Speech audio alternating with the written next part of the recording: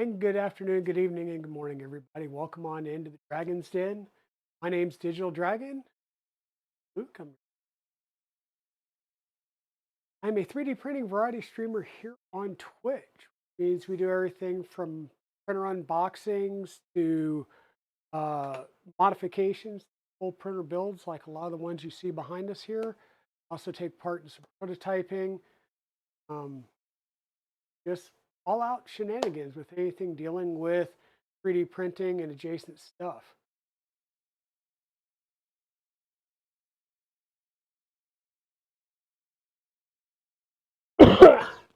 Sorry, I'm still getting over a cold and some allergies that are messing up with me, so I still have that dryish cough.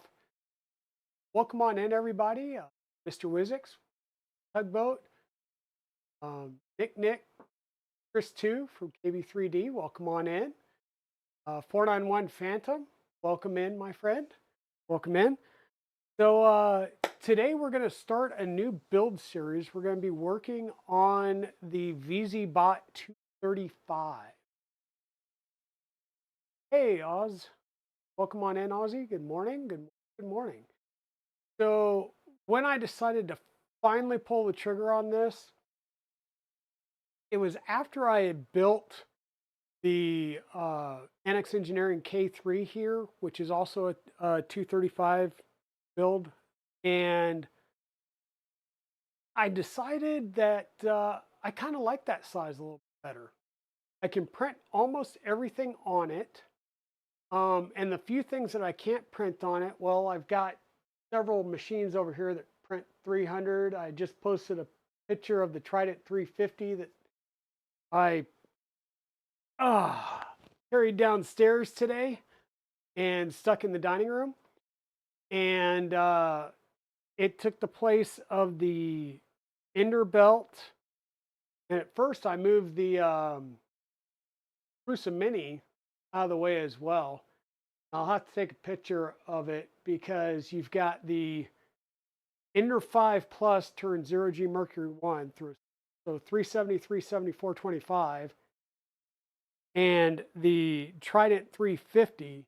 And right in between it, wedged very nicely, is the Prusa Mini, you know. So kind of looks like a little toy printer. I could probably put the Fabrico Rook in there and it'll look even smaller. But yeah, Mrs. Dragon is being very, very kind and understanding right now because Enderwire is now sitting on the floor in the living room. The Bugaboo and the Rook 2020 are sitting on the dining room table, along with half the stuff that was in totes that is all over the kitchen table right now. So I've got to work on cleaning that up this weekend. Yeah, welcome on in, everybody. It looks like a disaster over here because I've got like a couple of the layers pulled out of the box for the VzBot because, of course, it's never the first layer you need. All the parts are on this layer. It's, however, it packs easy. So things like, oh, if you get into the disassembly, well, these are down in the gantry box. And, oh, you're going to need all the screws and stuff, which are in an accessory box, which is like this with the electronics is like one whole layer. So yeah. So anyhow, we're going to get into it. I was watching, hey, Royal Nomi, welcome on in. Yeah, someone needs a bigger house or rent some office space. Believe it or not, I have thought about renting some office space. The dream has always been to buy some more land further out and build. What I really want to do is build like a 40 by 60 or a 60 by 80 post frame with a bachelor pad on it. And then upstairs we'd have like an office and the studio. And then the main area would be like the woodwork shop with laser, the Shapeoko, all the woodworking tools, be able to have a drive-through so we can do the gardening and hunting and stuff like that. well, but this would always be the intent would be the secondary building, and then we build a house on it where we would have the, the standard living, and then this would be the shop, drive-through area that we could use for the gardening and hunting and stuff, and then, my office space and studio upstairs above the bachelor pad, which would be used when family comes. That was always a thought. And the reason that would be done is there's these pesky laws in the state of North Carolina that says that you can't build on it, can't put an improved structure on there that's not livable. So the first structure on it has to be an improved livable quarters. That's why I put a bachelor pad on it.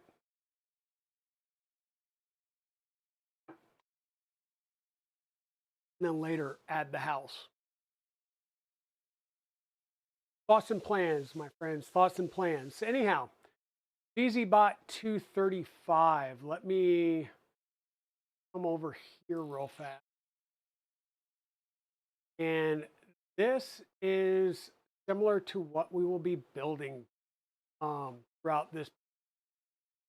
This is a very compact printer. It will have a static air curtain type system. I think they call it what, an RCSC. I still have no idea what it stands for, but we'll get into that when we need to. So we're going to have a curtain blower on each side of the build platform, right at the head here. It does also have a CPAP blower for cooling, parts cooling. This will be running an all-wheel drive system, so we have an X and an X1 motor, and then a Y and a Y1 motor on the Gantry. Now, as we showed when we did the unboxing, the Gantry is fully built, but I have to take it all apart because one, we're not sure if the screws are actually all torqued down and tightened down right, and then two, all of the printed parts that are in the Gantry are PLA. So I've got, I will be kicking off a print tonight for most of those parts that will be in the lime color so that when we take that apart, we can install it. So in essence, we're going to be working on the frame tonight and the Z-axis assembly. Majority of that's going to be CNC'd and extruded aluminum. We are going to deviate slightly. So Tugboat, we decided this on stream. The colors are going to be Polymaker Lime ABS and the Fusion Filaments nanotube gray that we are using as the accent color on your prints, and for my prints on my Rook 2020 Mark II, I'm going to use that same color for the standard. I'll say the accent. We'll call it the accent. Hey Tripod, welcome on in. So yeah, this is what we'll be doing. I do have the CAD up in Fusion so that we can take a look at that as needed if things aren't all the way there. The CAD will say, or excuse me, the manual will say is not a step-by-step boron guide, right? We all have gotten kind of spoiled by the Voron guides. It's not as detailed as that, so we will be looking at the CAD occasionally to fill in some blanks. Yep. See you when you get home, Tugboat. We'll see you in a bit. And so with that, like I said, I've got a few parts that we've already printed out, and I've got some parts that I'm not 100% sure if we're going to use. Like these parts I just printed out. I'm gonna have to clean up some of the overhangs in there a little bit. It is a little furry and fuzzy, but that's cool because this is the underside. These are the feet that will go on the corners of the frame. We're going to put them on, and then of course we'll take them back off because they go under the aluminum plate that goes at the bottom of the printer. So they'll go on just to make it easier to move it around so I don't scratch up my desktop surface here. But the feet that came with the kit are, all right, if I can get it to open up. There we go. Are these.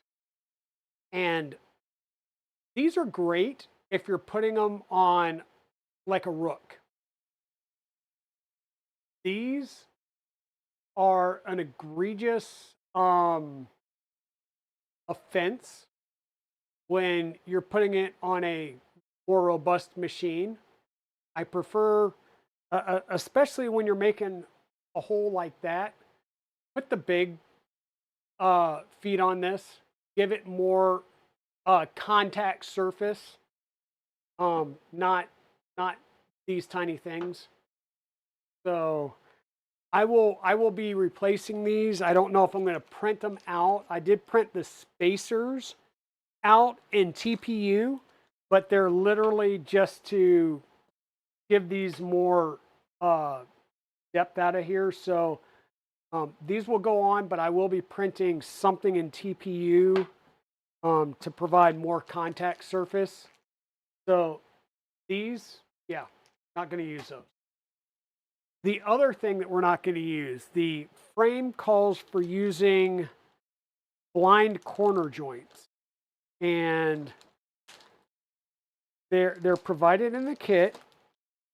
And if I remember right, when I was watching ModBot and Steve when they did their builds, the purpose of these joints is they'll slide in to one side, you'll slide the other piece in, and then you're going to screw these set screws into your frame, which means you're going to purposefully mar your anodized aluminum frame, which I don't understand.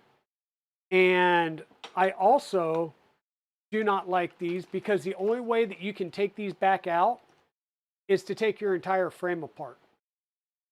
And I listened to Steve and ModBot fret about this, and I am in full agreement with them. And I believe the 330 kit doesn't even come with these. So I kind of hate these things as well. Oh yeah, I know, Chris. Yep. So we're going to toss those over there. I may use them on something else, on something that I don't care much about. But what I will do, they call this out, and you might even be able to see it in the picture here, but they kind of call out the use of these corner brackets everywhere. And they actually call it out that they highly suggest using those, but they don't provide them. Well, luckily for me, I built the VzBot and taken the VzBot apart numerous times, so I actually have plenty of these aluminum corner brackets and plenty of M5x10 screws to use with them. So I will be supplying my corner brackets, my M5 screws, my M5 roll-in T-nuts and everything. And we are going to add these to every corner that we can to help stiffen the frame up even more. Now, mind you, it's going to have an aluminum bottom panel and an aluminum back panel that's going to help provide some rigidity. But with as quick as some of these machines can be run, yeah, I'm going to add as many corner brackets as I can to this thing on the frame to get it straightened out. So with that, let me switch over here to the browser window. So you get to see my hedgehog makes in my belly, and we'll turn on right view here so that we get you that down there. That's the manual. I know that's kind of small, or at least it shows up pretty small on my screens. But we're going to start working here, and we're going to put together the frame. Frame's the place to start with, and it's nice that it shows you this gantry. And like I said, the sad part is we need to take the gantry apart because the side rails that go on the frame are actually attached to the gantry. So I'm going to build hey, Evil Diesel, welcome on in. We're going to build the frame, and then we'll come back and we'll add the Y extensions, partly because of two reasons. One, I haven't printed out the spacer tool yet that I will need to install those in the proper place. And then two, because I'm going to have to take the gantry apart to do that, and I might as well do that all together. So we'll jump around a little bit as we build this. Print settings. They recommend printing all the parts in ABS or ASA. We are using ABS. We're using, once again, Fusion Filaments Nanotube Gray. This is kind of like that the graphite color from KVP that I really like a lot. It's not a black. It is an off gray if I can get the shininess to not show up on it. And it prints really well. These came off of the Bamboo X1 carbon, by the way. So, hey Zombie, how's it going? Welcome on in. And then we're going to do parts in the LimeBot green. I'm choosing this color because it'll show a little bit of an accent with the black frame, not a lot. And then the LimeBot is really going to be used for some pop of color, especially where we've got the CNC parts at. So that's where we're going to go. And they've got, for non-moving parts, 0.2 layer height, use a 0.4 or 0.6 layer width, aka nozzle. 4 walls, 40 to 50% infill, 5 top and bottom layers. The only difference between non-moving parts and moving parts is the moving parts, they say to do 30 to 40% depending on the material for infill. I printed standard boron set. Standard boron settings works well. The general order for building, once again, they say the frame, the Z assembly in the bed, the gantry print head, bottom rear panels, fume extractor, blah, blah, blah. We're going to kind of follow this. And then we've got a separate manual specifically for the aluminum parts. Because we have the aluminum parts and there's certain things that I don't need to print, certain things that I do, certain things that I printed, like this part that as I was digging through the box, I was like, oh, I didn't need to print that because there's aluminum parts. So we may have printed some parts that we don't need, and there may be parts that I'll go, oh, crud, I need that. So we'll have to, make note, create a list, a punch down list so I can print those as we go along. Yeah. So we're going to start with the frame. The frame is assembled using a combination of blind joints, corner brackets, and blind corner brackets. Once again, we threw the blind corner brackets over there somewhere. We're not going to use it. I hate the thing, right? Because once again, you're putting them within the extrusion in such a way that if you ever decide to switch to a different type of connection, you have to take the entire frame apart, which means you have to take the entire printer apart, and nobody wants to do that. Have an ad break just started or just finished? Because it said it was getting ready to start, but I see it start. I don't know. So we are going to use the blind joints, and then we are going to come back and put in some aluminum corner brackets everywhere, and I'm providing all the connecting materials. Talks about how to assemble the blind joint corners. So no big deal. We know how to do that. We've built enough printers. Hey, Timor, welcome on in. So you see a pile of extrusion over here.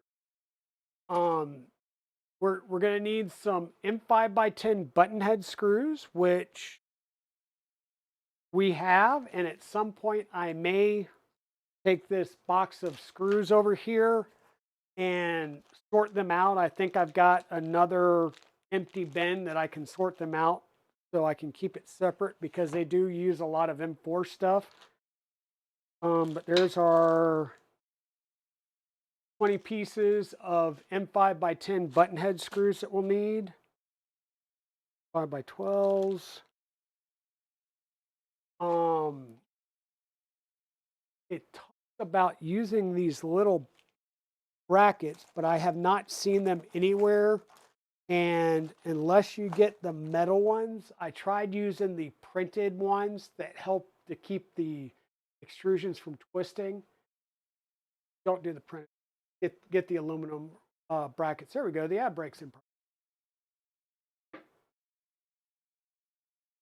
But on our frames here, you'll see that we need 4 at 385, 6 at 375, and 4 at 470. So I've got the 4 at 470. I've got the 4 at 385. And then I've got 4 of the 375, because the other 2 red ones, which are these middle kind of side cross braces here, those are actually on the gantry itself, aren't it? They're on the gantry itself. So that's where I'm saying on the next stream that we do, we'll actually start disassembling the gantry. We'll mount those, and then we'll go in and start. We might have to do that tonight. We're just going to have to disassemble the gantry to do it. Right, so thanks for the alert, zombie. To get these added in there. And I need to print the tool spacer bracket to get them in the right location. That's why we'll see how that goes. I don't have the spacer bracket. What else? We'll need 2020 corner joints, 18 of those. Those are these things, but once again, I did not see these anywhere in the kit. The 2020 blind corner joints, yep, those are tossed aside. We're not going to use those. And a 385 millimeter 2020 extrusion, only for the 2-wheel drive. We're not doing the 2-wheel drive. We do have a 4-wheel drive kit. I have not printed off the handles yet, partly because I was waiting because I couldn't remember if there were aluminum handles in the kit. There aren't, so I will start those printing. And these printed corner braces down here on the front, they just finished. They're cooling down right now, so I will pop those, get the handles going as we're building the rest of the. So once again, and the handles and the front braces here, Mellow does sell those as CNC parts. And I think RF3D does over in Europe. So you can order those parts. I may order those parts and just swap those out later on during the build. I haven't decided yet, just to add a little bit more bling. But for now, we'll go with the printed parts. And like I said, these are those printed spacers that I haven't sliced and printed yet.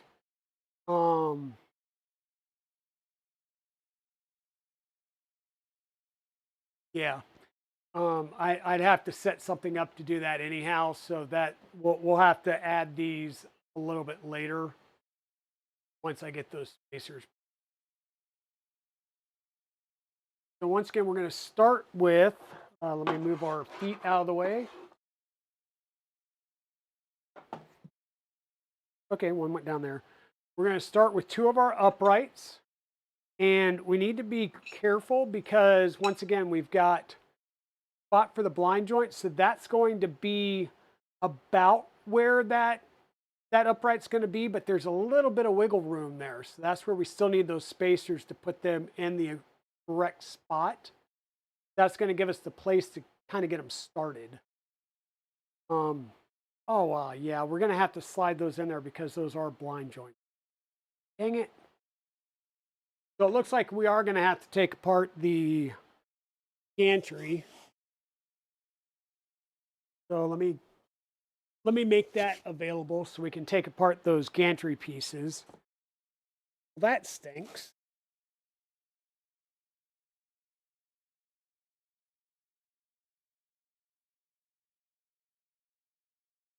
Yeah, okay, well, let's disassemble our gantry, which is always nice to start off with disassembling some. But that'll give us the other 2 rails that we need here. So I'm going to undo this to get the motor mounts off. Undo these 4 so we can take this off. And then am I going to have to seriously disassemble this? I might be able to get to these 4 screws. We'll see. So we'll do some disassembly. I would prefer not to disassemble it any more than I have to right now. So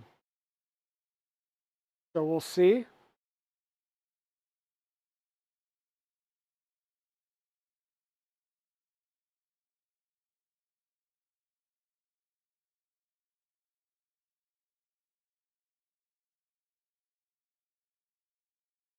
And quite honestly, these are put in there with blind joints, or not blind joints, with hammerhead T-nuts. And if you know me, I hate those with a passion as well. So we may wind up swapping out these hammerhead T-nuts with roll-in T-nuts as we go through the build here.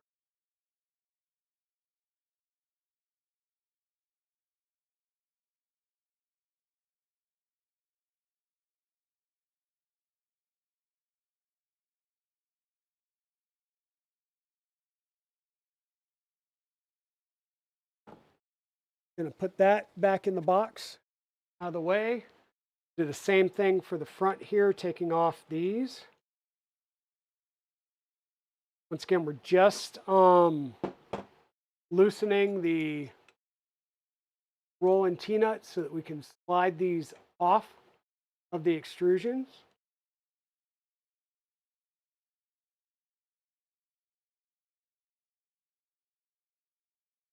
And rotate out.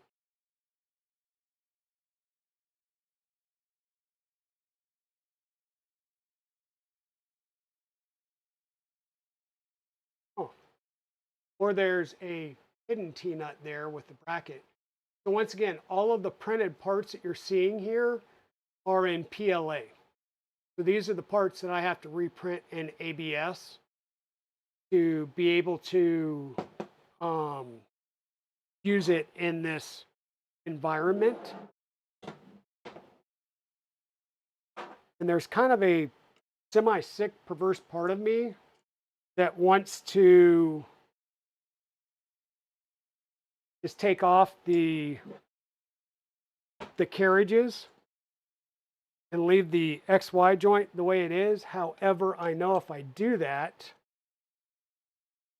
I won't be able to get it back on, so I won't be able to do that.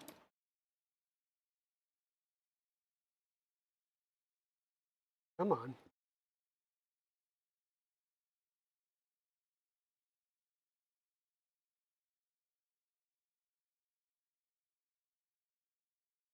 So this is a Mellow kit. And once again, there is another T-nut that's on a plate underneath here. So I'm just trying to wiggle it off because it hasn't been undone yet. Because I don't want to disassemble these motor pieces just yet. Oh, well that slid forward, so I possibly can get it. Maybe not. What is this, 2.5?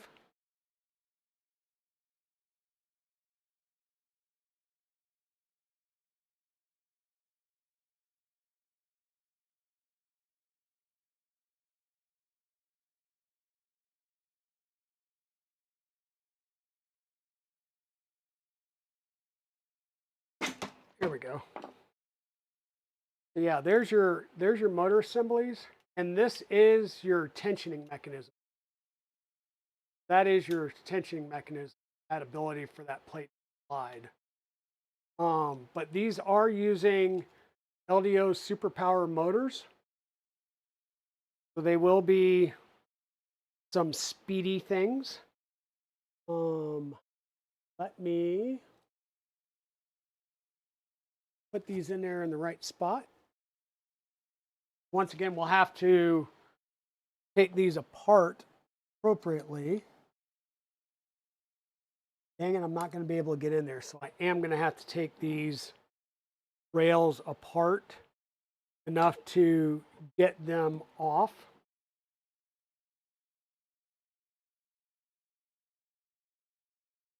I'm going to sort of need to be careful that I don't pop these off their rails. And of course, I've tossed all my stoppers, so stopper. So there's stoppers on the back, but not on the front. So I have two stoppers. 1, 2, Ray. So I at least have stoppers that I can keep those from sliding off, putting balls everywhere.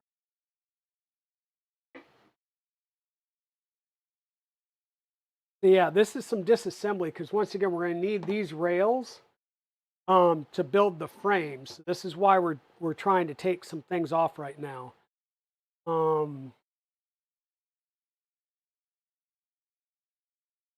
Now these plastic pieces that I'm taking off right now are end stops.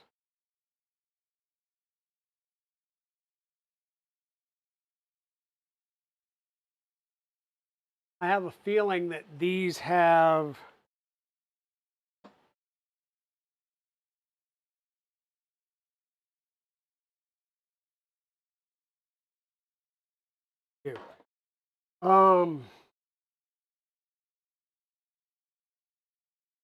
so these actually have, our X gantry is mounted on a carbon fiber tube, which means all of the screws have to be reached into from the front. And these come all the way down, all the way through to these nuts at the bottom. So I've got to try and unscrew while holding on to the nuts. Otherwise, they just spin around.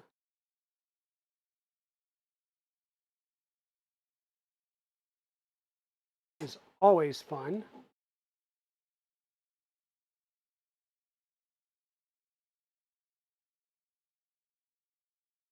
There is also a version of the frame or the X gantry that uses an aluminum bracket. So that's pretty cool as well.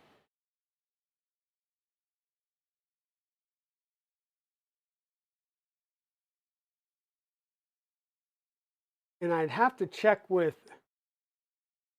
Vez's videos because I don't know which one's better, the carbon fiber tube or the aluminum tube.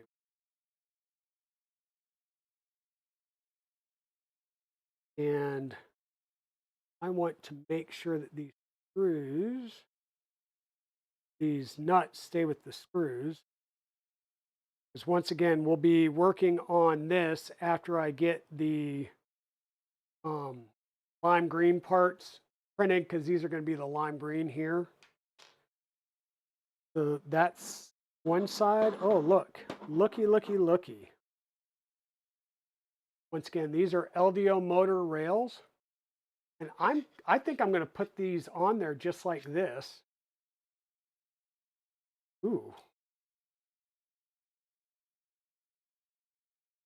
That's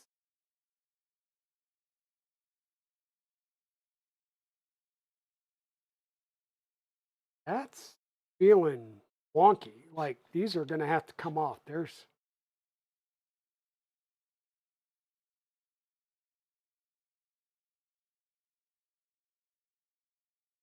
okay, just need those are going to come off and get greased before we do anything. But I'm going to take this side off so we can get the tube off, and then we can mount these on the printer in the frame. There is no there are no printed parts here other than these end stops. So leave the X Gantry itself as an entire part.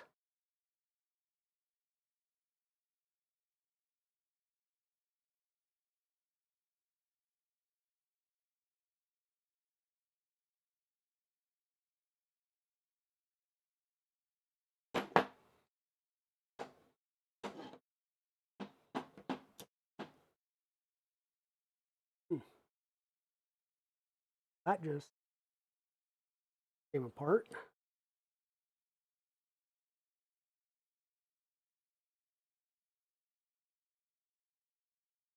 I don't know. Like I said, this is a carbon fiber tube with a steel rail on it. It should be pretty good. Could it be more rigid with the aluminum? Maybe. But does that, like performance-wise, does it do anything performance-wise? That's kind of really what we're looking at here is, does it add to the performance or not? I will tell you on this size, this tube should be plenty rigid. And like I said, Vez has done some videos on it as to which one's better or not.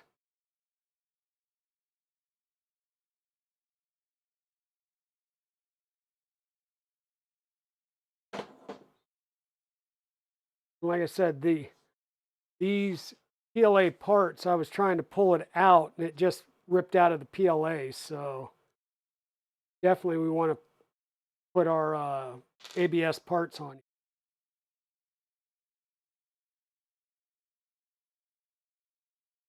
But once again, we're going to take this, set it aside. All right, so that one, you'll see there it starts getting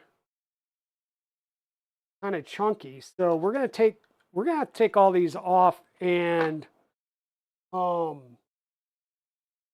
yeah, we definitely have to take these off. They've got the PLA parts on the inside to provide crush resistance on that tube, but that tube's pretty stout. I mean, it's not going anywhere. It's not going anywhere. But yeah, we're going to have to lubricate these rails. So let's work on doing that right now before we get too far down the line here.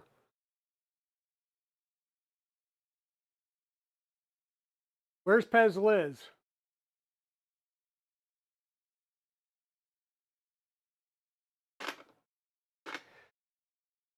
As is going to miss the lubing of rails.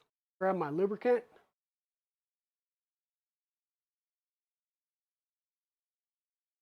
Let me pop some parts here.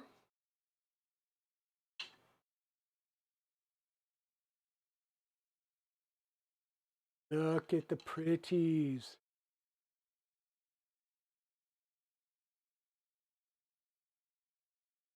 Tell you what, I am really impressed. Quality of these, amazing. Getting really, really nice prints off of the bamboo. Once again, that's coming off of the engineering plate. So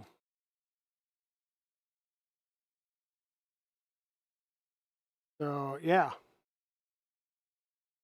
Don't forget gloves. Yep, nope, we'll have gloves.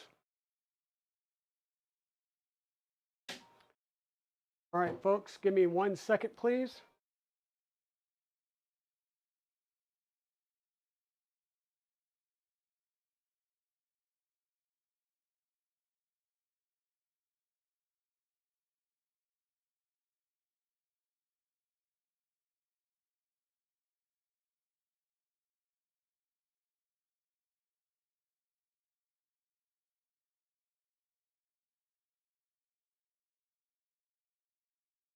Sorry about that. Family called. Yep, we'll grab a glove, at least one.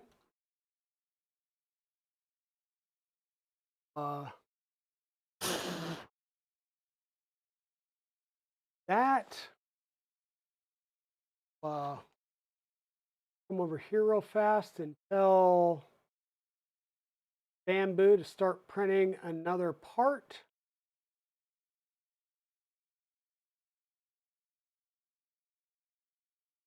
Do the handles, or I guess we should do handles.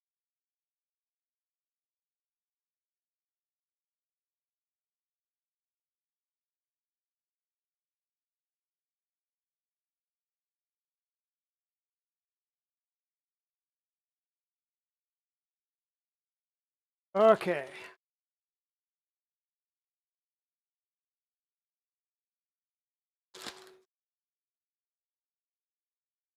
So we've got one glove on. We're not going to use two. We'll just use the one.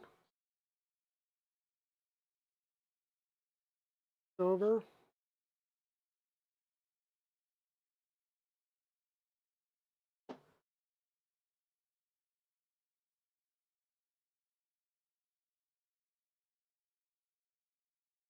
Yep. That's the problem. They are just bone dry. So go ahead and lubricate our balls. And we're using Mobilux EP2 grease.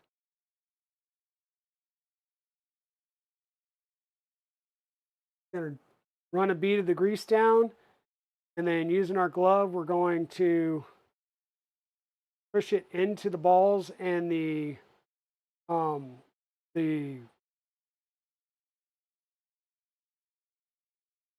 I'm going to say the rail. It's not the rail. The groove that they ride in, and then we're going to slowly try and work these through the system to move the balls and that grease down. And we'll try and push them through about halfway, and then we'll throw some more grease in there.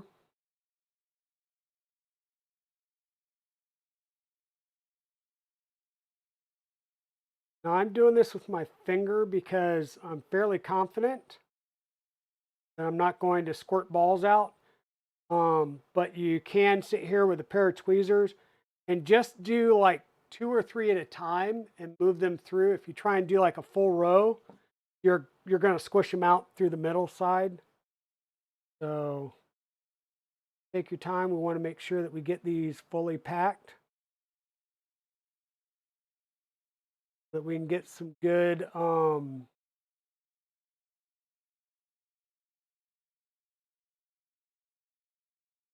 movement out of these.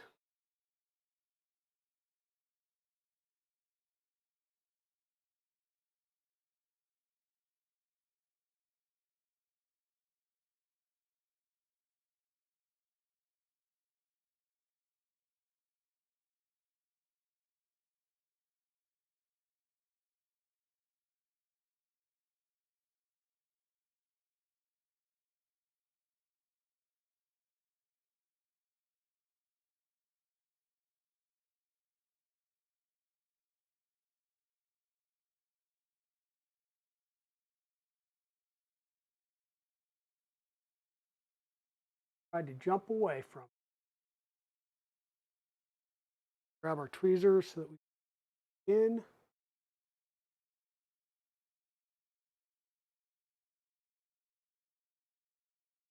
And we'll just use our tweezers and move a couple of our bearings through at a time.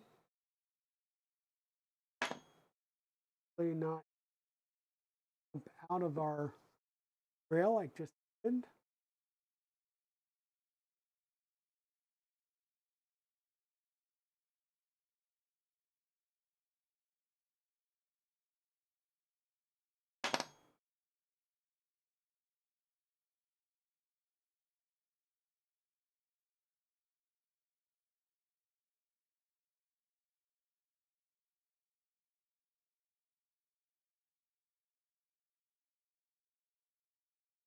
So Evil Diesel, guess what I got in the mail today? Well, not in the mail, but in the email today.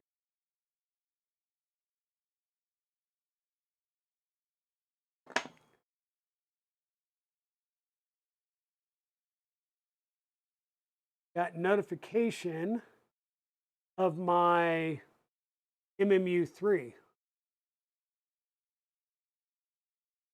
shipping. Not only that, but according to DHL, it should be here early next week.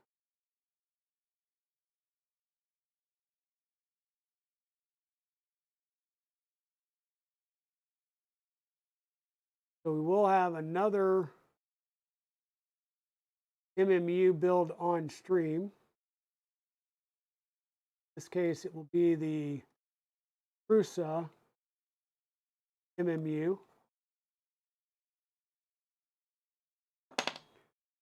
So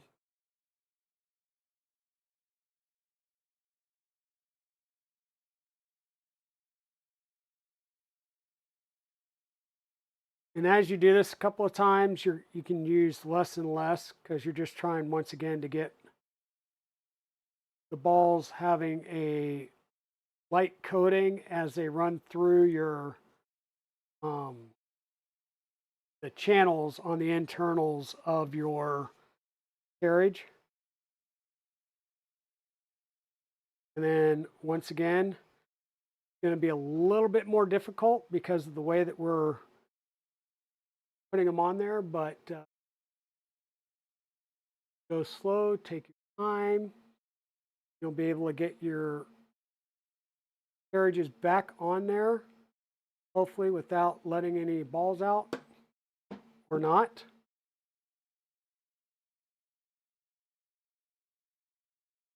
These are 9s, right? Do I have a 9? I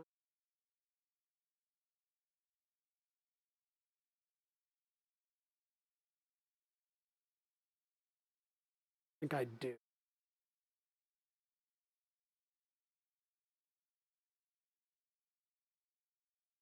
Probably be a little bit hard because the rail's mounted and I really don't want to take this rail off. What you're trying to do is put a little bit of pressure on the side rails where you're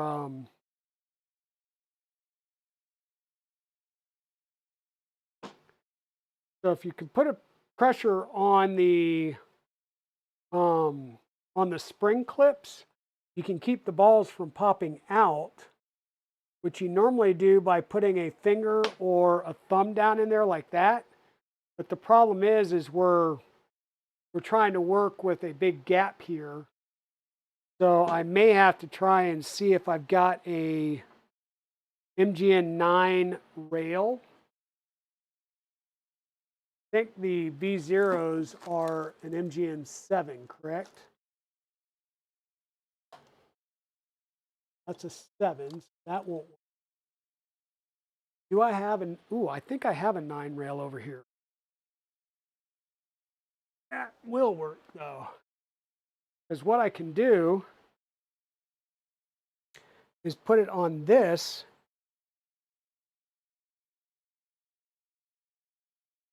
Where I can use my finger to keep the pressure, keep my balls in place. And then we'll move it from this rail onto the other rail.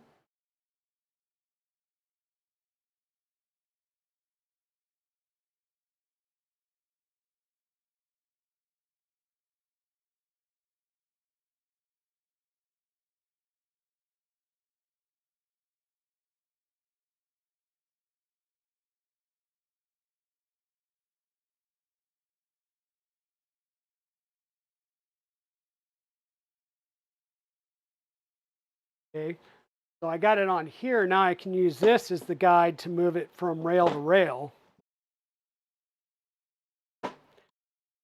Or if you have one of the printed guides, then you can use a printed guide.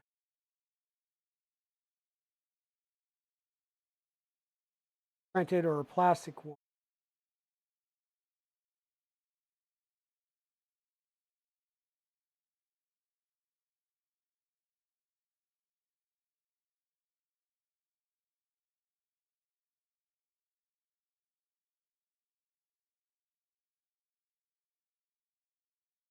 Saw a ball sitting here, so a ball fell out of one side or the other. That picked back up and put in there. Just the nature of working with carriages, especially 9s and 7s are even worse because of the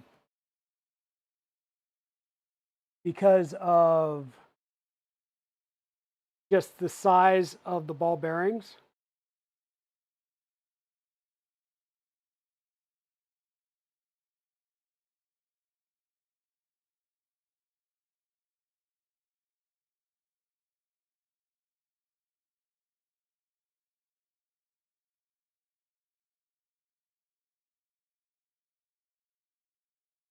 Okay, so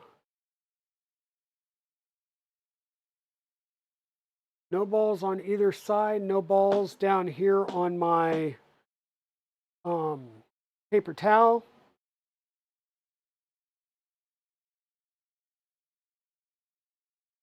To see that still, and the only thing I can think of is it feels like there's balls missing, like there's an actual gap.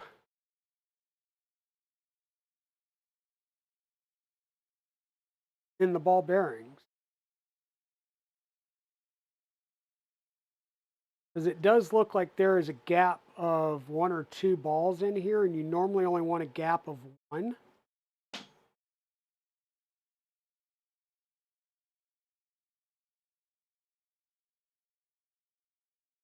don't know if you can tell right there. Pretty decent gap between the balls right there. And that may be why we're getting some choppiness in the movement. So let's see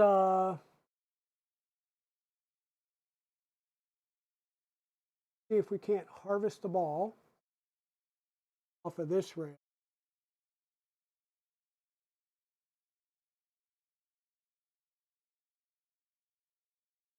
Because this is just a spare that I've got for.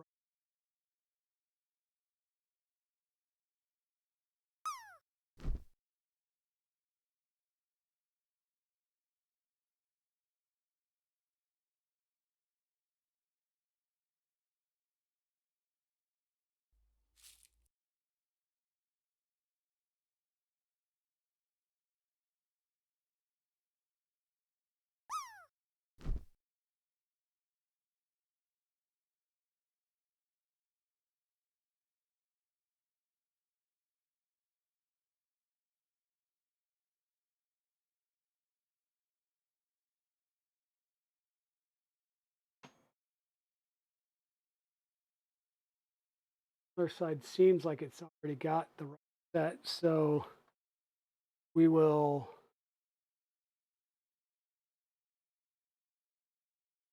put this back on here, wind up.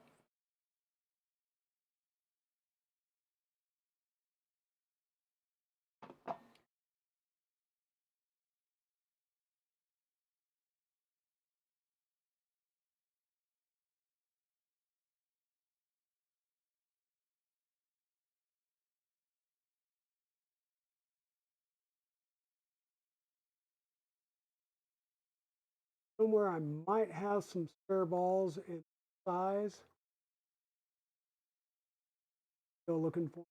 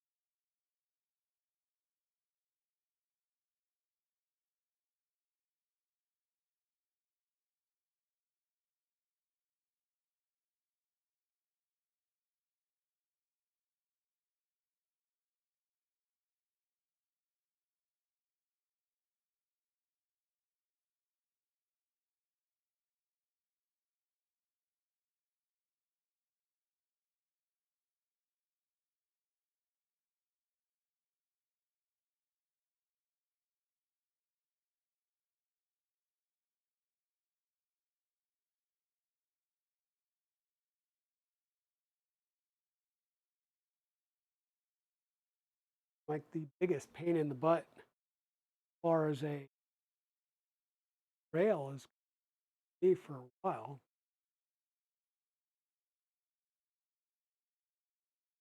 I have a feeling it might be because there's a high preload on it.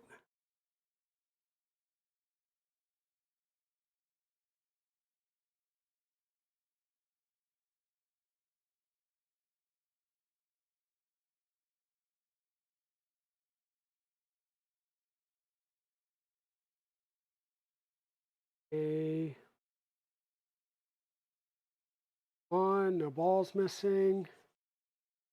Good on this rail. Now let's see if we can't transfer it over to this one.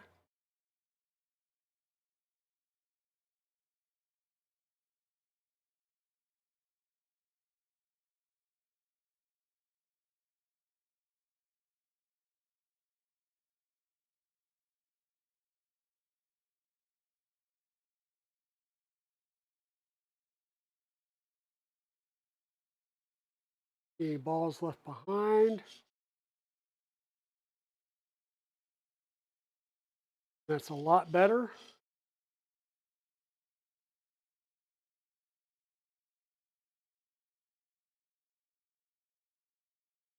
Still a little bit of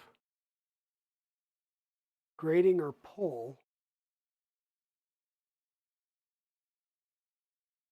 Look one more time. If there's another ball bearing.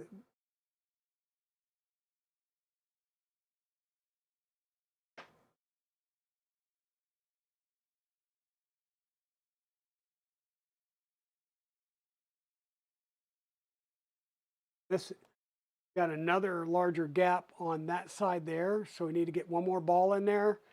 And that'll take care of that gap, which is going to make this particular carriage wonky because it's going to be down a ball or two. Like I said, this is a spare one that's not currently used for a build, so perfectly fine with that.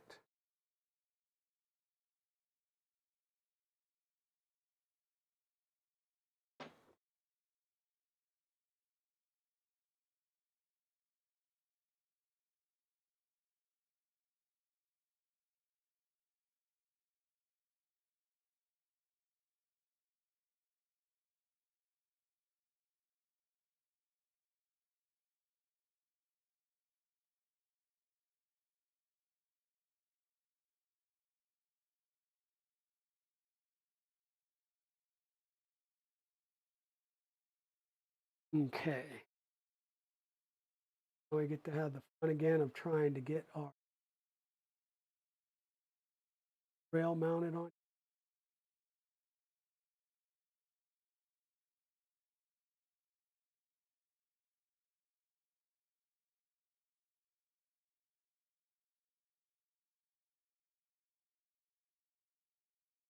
Ball.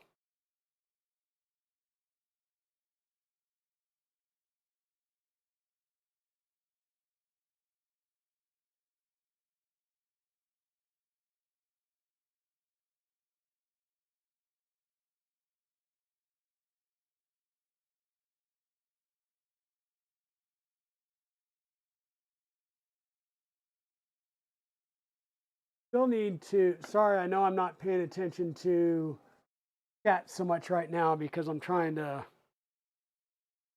with my balls, but, yeah. Hey, Stephen Poole, welcome on in. Westery, how you doing? Your Flying Bear won't reach your Wi-Fi.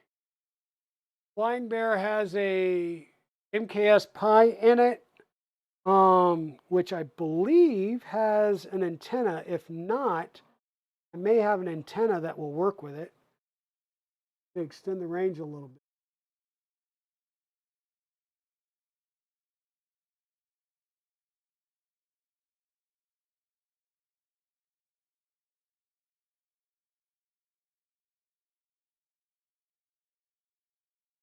The ball came off on my finger. No ball on the end there. Rolling good. Scoot this back over, try and line this up and move it from one rail to the next.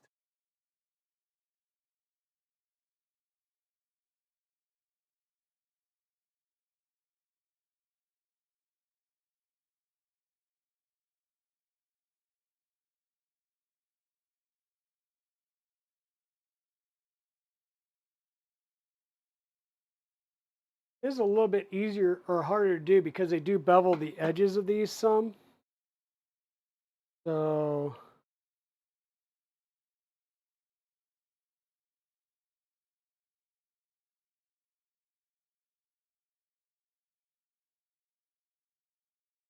a good donor rail there.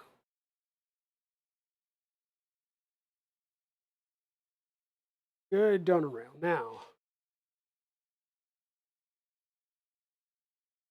that's rolling a lot better.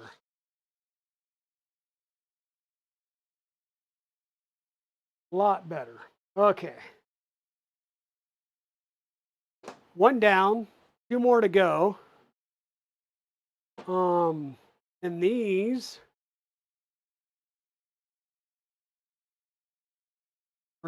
these are just dry as all get out.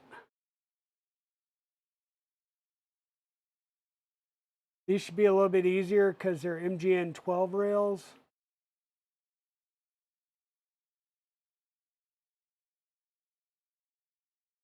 Just going to go ahead and get grease in here.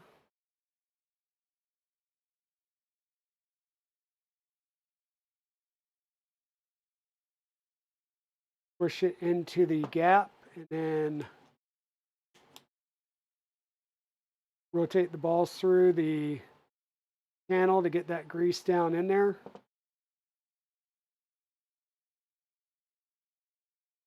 And just 2 or 3 at a time.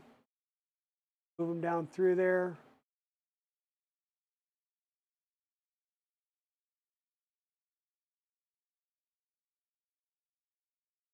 You want to just get them about halfway through so that you've got the grease that you shoved in here move through, and a new set of balls that you can grease.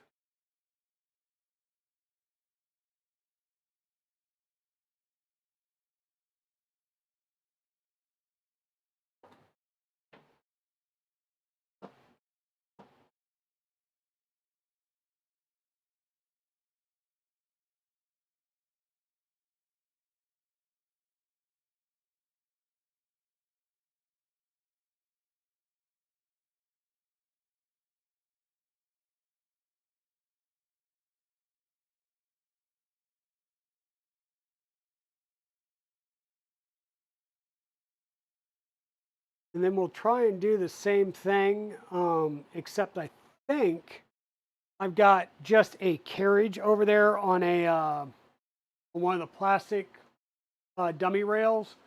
So that'll make it a little bit easier to slide these onto the ends.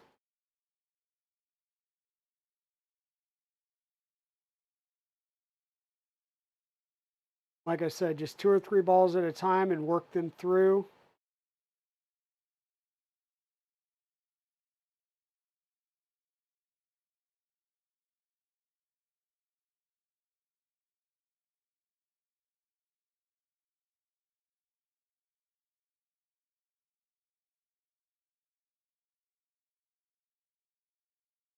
Want to make sure that the surfaces are nice and good and coated. Got some good amount of grease there. The balls are moving through easily. That one's good. Let me grab.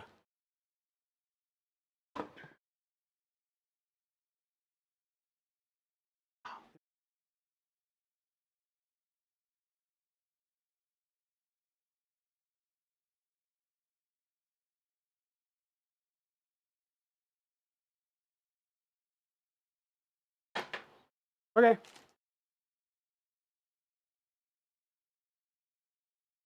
There's some spare balls if I need.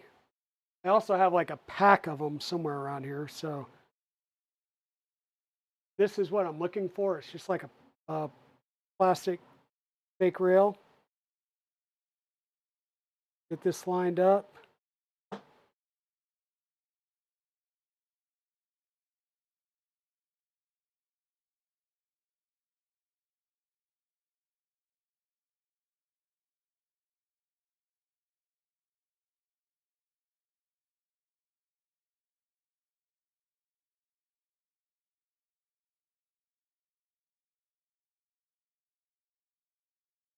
Seriously, how am I getting my balls out already?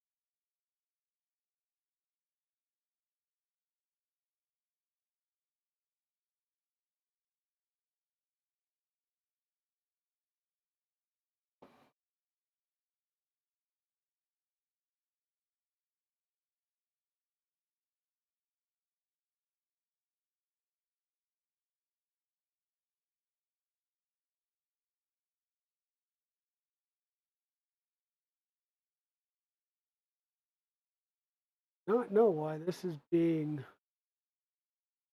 more difficult than ever.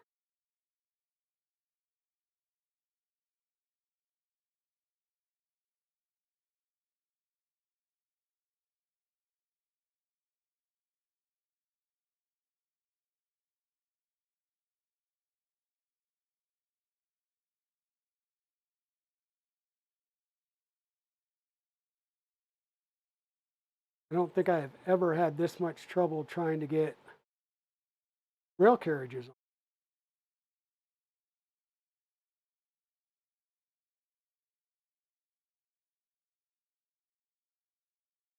Another two balls popping.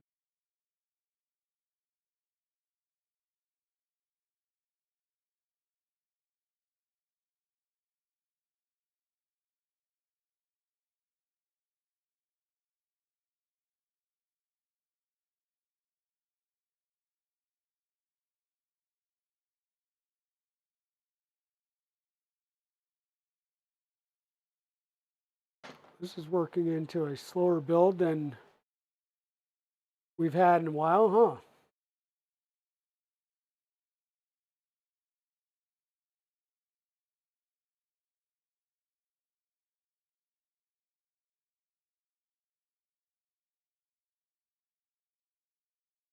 Works. Why are we?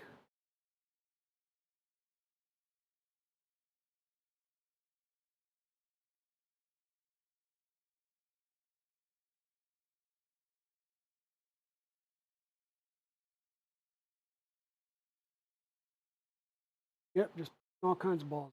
So I guess I will be switching over and using an actual rail then, because for whatever reason,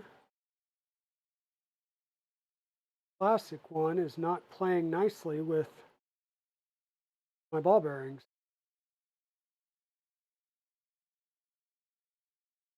Ball bearings are not playing nicely with the plastic rail, one of the two.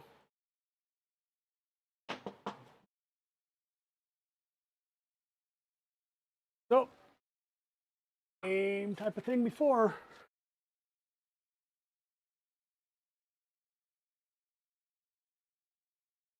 Just grab an MGN rail.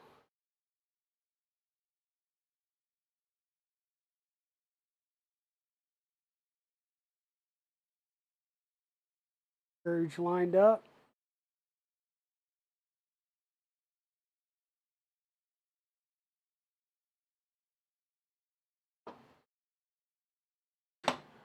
And have balls pop out yet again.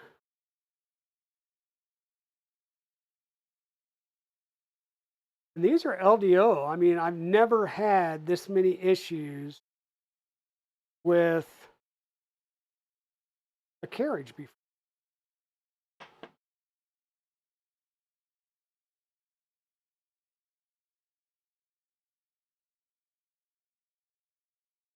Got plenty of grease in them. Should not be an issue there. Give it a little bit more.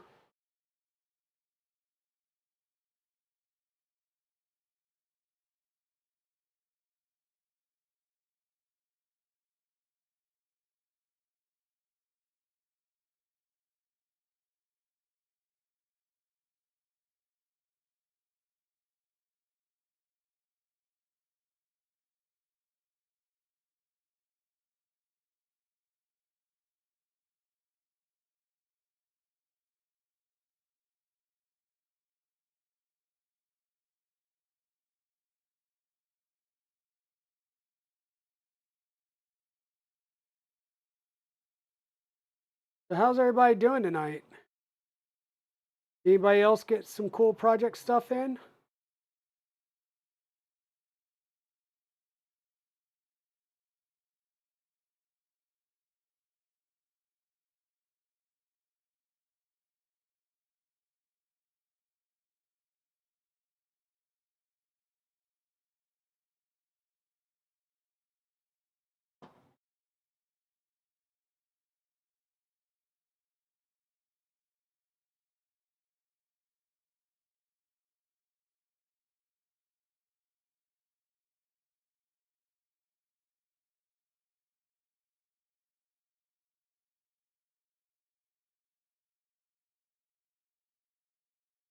Might hear me start screaming here in a minute.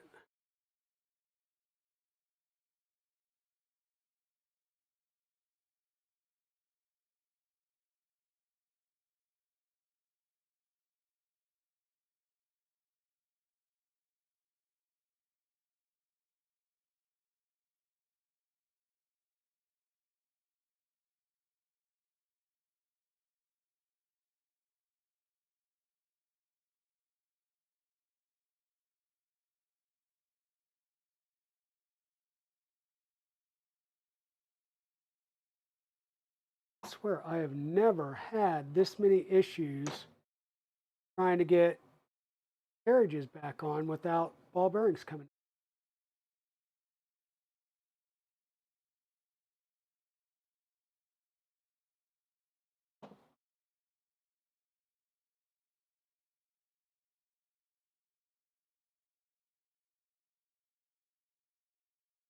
Doesn't seem to matter whether I'm using the plastic or the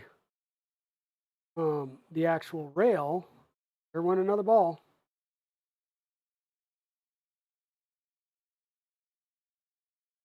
Just not going.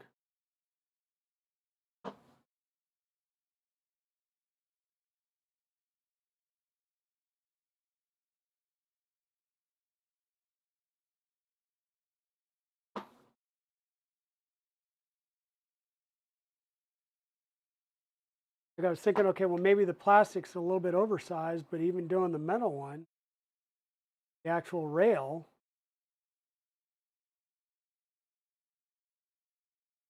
it's almost like the balls themselves.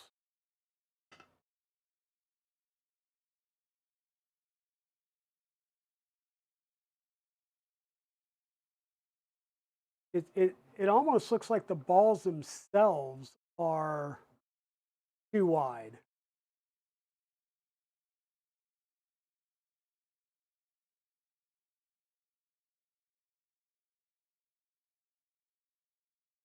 Because the issue is I can't even get them to rotate around and into the channel.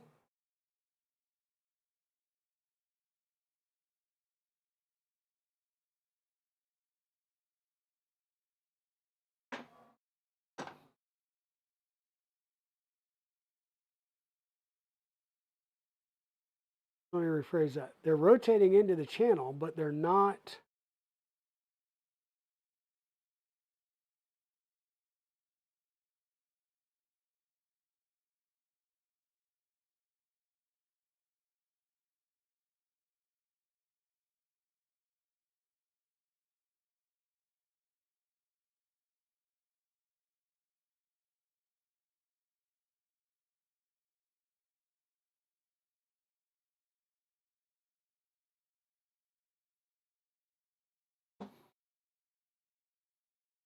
That seemed to go a little bit easier, but I still popped balls out. I'm kind of stumped here.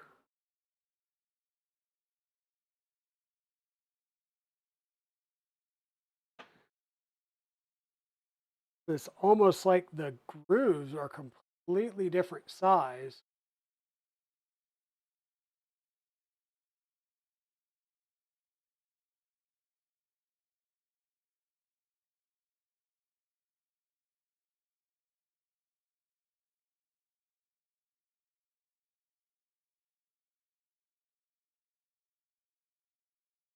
Sorry, folks. I know we were going to work on getting a frame done today, but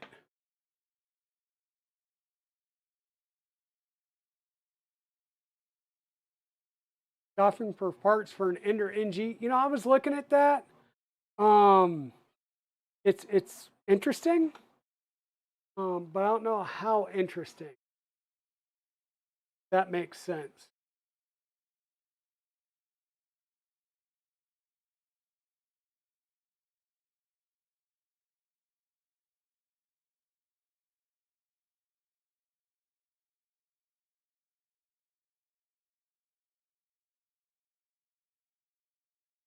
Okay, well, lost a ball, one side.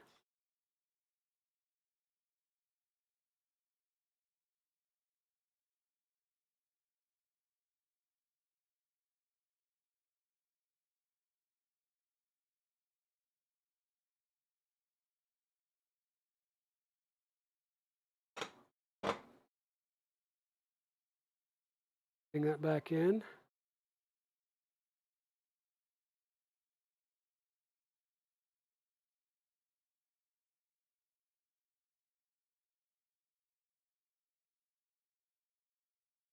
All right. Comes off.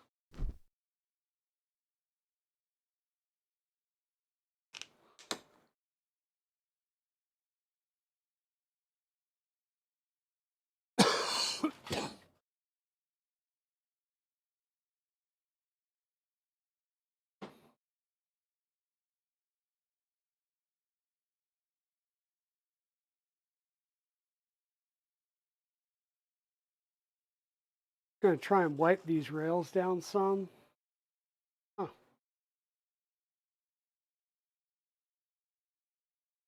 So I wonder if this had some of that genuine crap lube all over these rails, and that may be causing.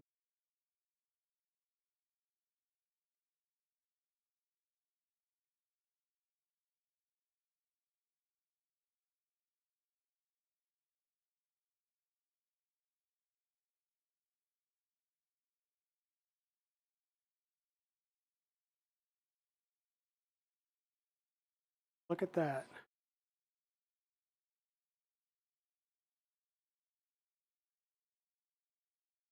Look at that. All right.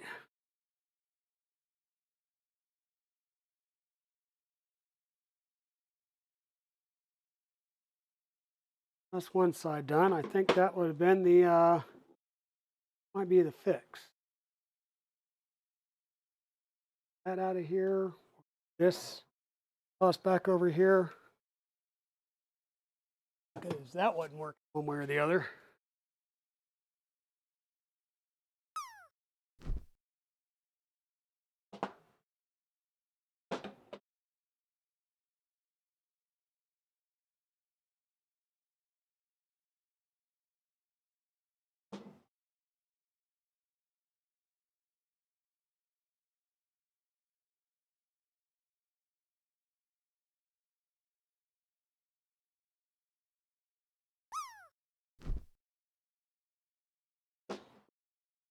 Okay.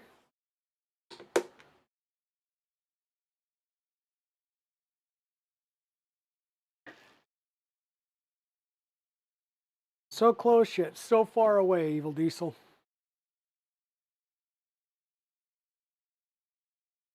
All righty. Get a fresh set of gloves that didn't have stuff all over them.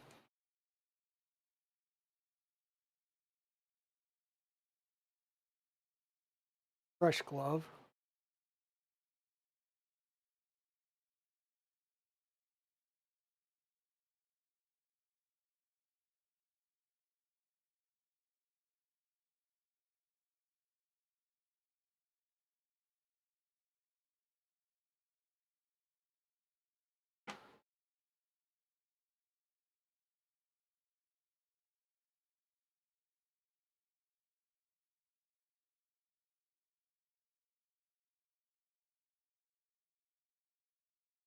And take and press this stuff down in the groove.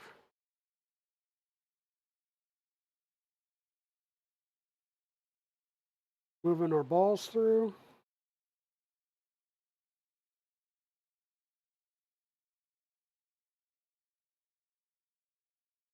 Distribute the grease.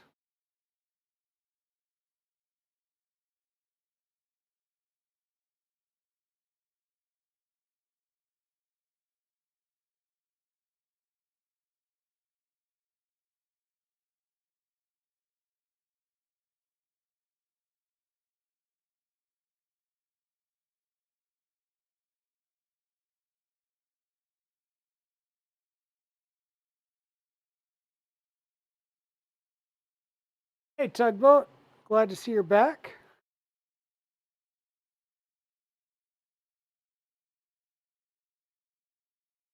We have not made too much progress because we've been fighting with our balls and the grease, so.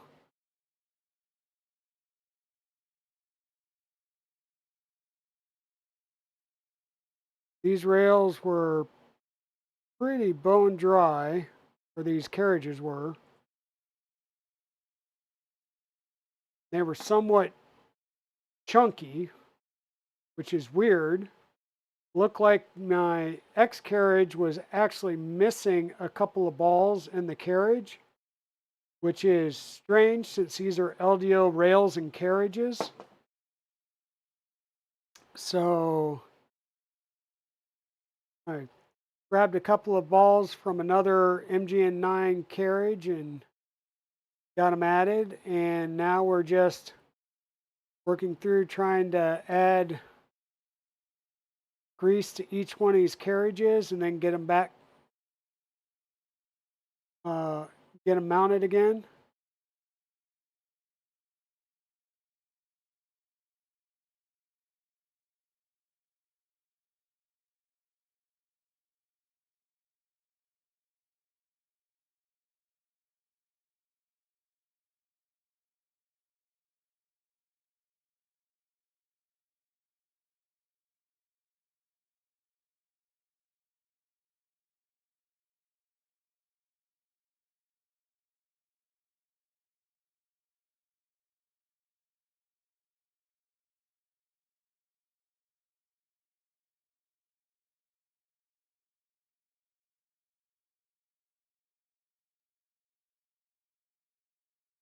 Nice and packed with grease.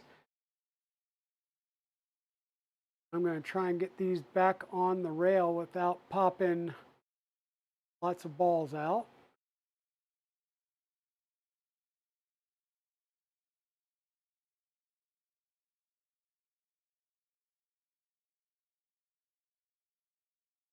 One on each side, no problem. So this is not the ideal way to do this, Tugboat, so please do not follow the way I'm doing it. An easier way to do it would be to take the rails off of the extrusions or put on a plastic piece to keep the balls from popping out as you slide it onto the rail. but for whatever reason, I am having all kinds of issues with these rails and the springs on them not holding the balls in. I just do not know, like, I have never had this much problems with a set of rails or especially LDO. This is weird.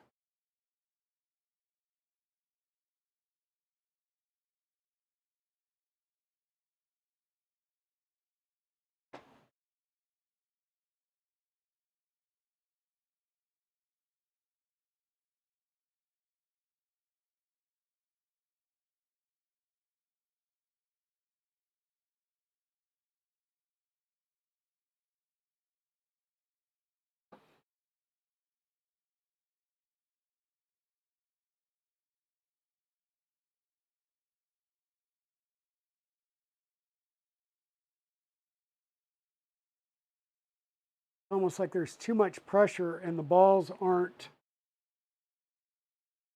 flowing through the rail or the carriage easy.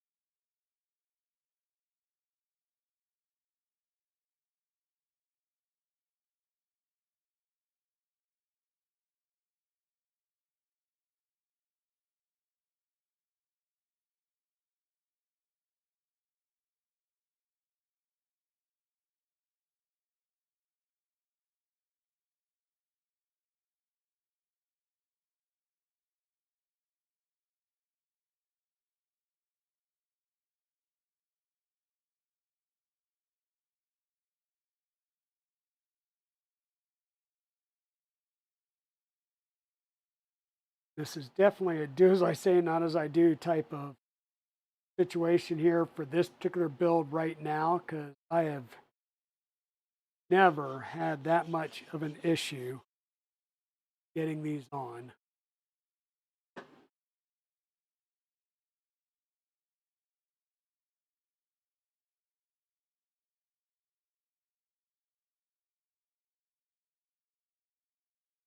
See the front. I have a feeling that there's a different offset on these, and I may have just put one of those on the wrong way. We double check the distance offset.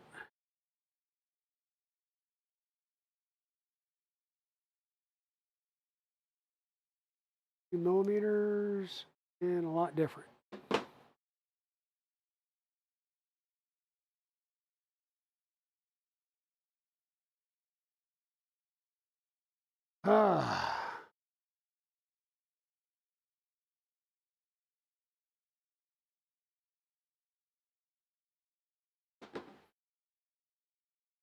Isn't that perfect? This one's on upside downs.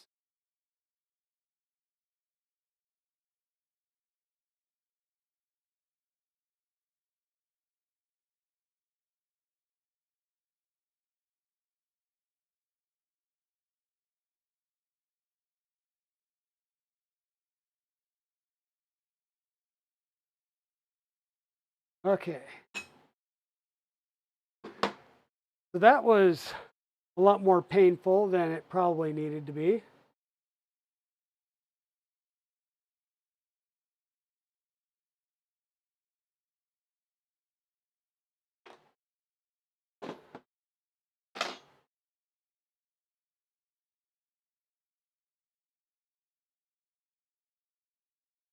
That away. This in here.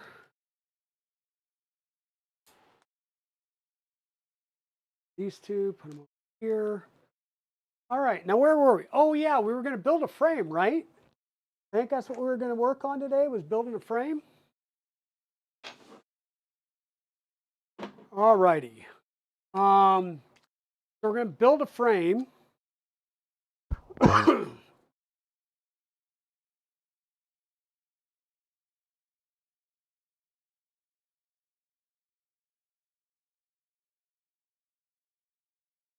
So we need 2 uprights. Our uprights have 2 holes. So the second hole is up at the top. So this is the top side. So we're going to do 1 there. Same way with that top side, second hole. Those are going to be facing the inside. We're going to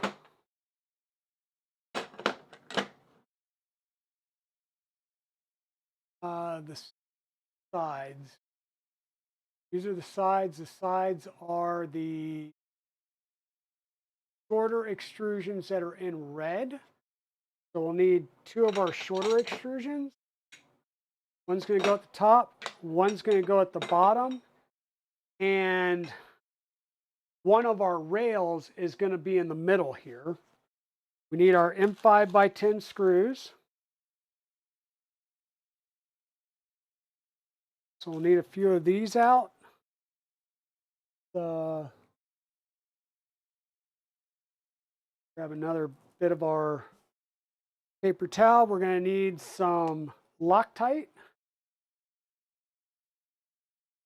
because we're going to be doing our blind joints, and M5s would take a 2.5.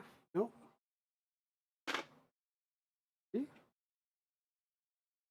3. Now, there is a trick where you can take M5 washer and put it in here, and that will help keep your extrusions from twisting. So we'll get a few of our own M5 washers out here to do with that. Put an M5 washer on there. Get some Loctite on the threads. And get our M5 screws started on each side. These are M5 by 10s.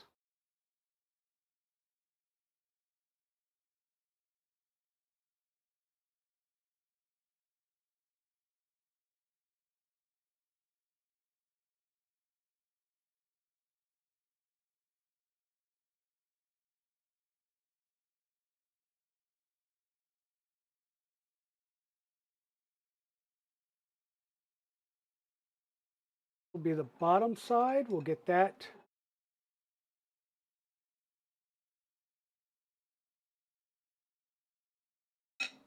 lined up and slid in there. Get this side lined up and slid in.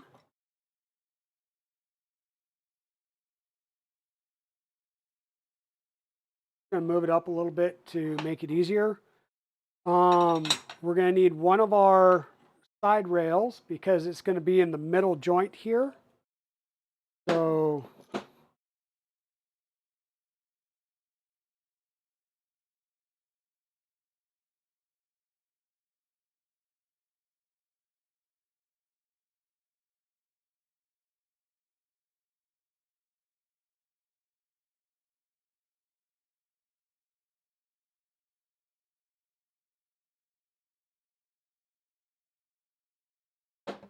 both sides of this prepped. Hey, Built Over Bot, how's it going? Welcome in. Tugboat's come in and lurking already. Uh-oh.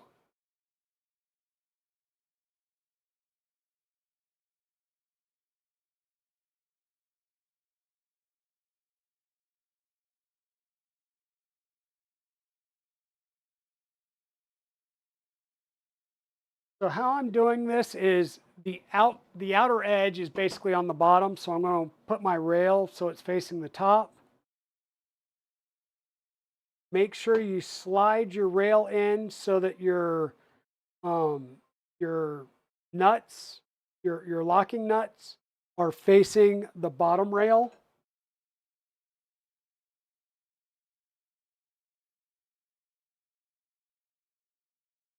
And we're just going to get this in and we're going to slide it somewhat down there. Right now we're not looking for perfect. We're just trying to get the rails started. And in fact, I think I will grab my 1, 2, 3 block. I'm going to use that to square up this bottom. And our old trick, we're going to grab another one of our extrusions and put it at the bottom. and hold, kind of pull everything down into the corner here. And that will ensure that our vertical and our horizontal are nice and even as we're applying pressure that way. We're going to come in here, we're going to tighten this up, making sure that everything comes in together in one nice joint there. I'm going to do the same thing over here at the other end.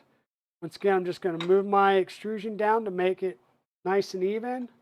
Pull this in the center, push everything down, kind of locking it into that corner.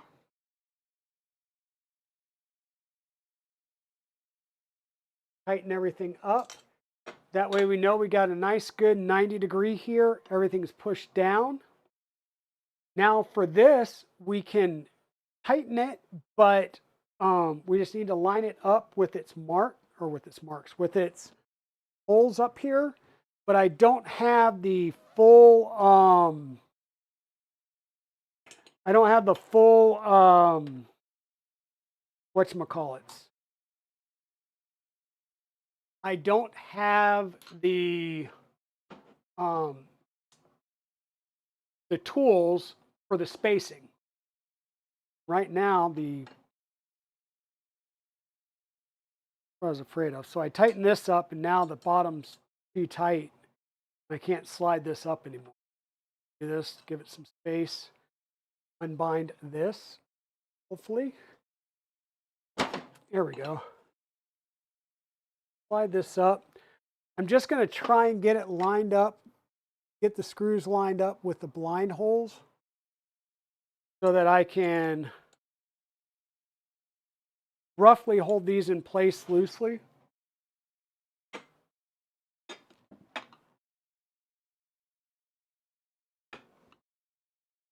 Can't see that blind joint, so.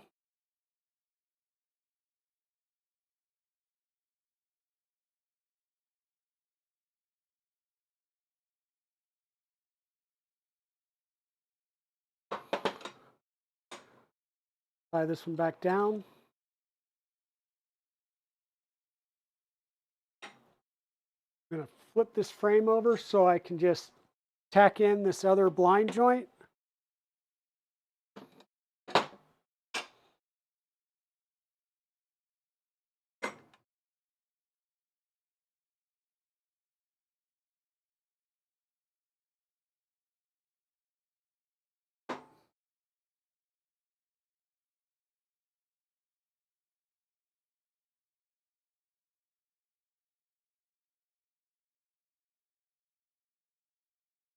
Oh, like why does that feel weird? Because this slid way out of the way.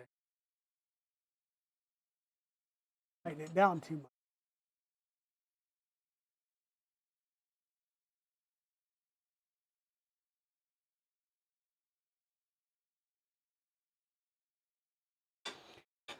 Like I said, these were just kind of getting them into the ballpark and starting to tighten them down some so that when we get our printed brackets, we can make them legit right. This will be another upright, so we just need another one of our right size pieces here, and we will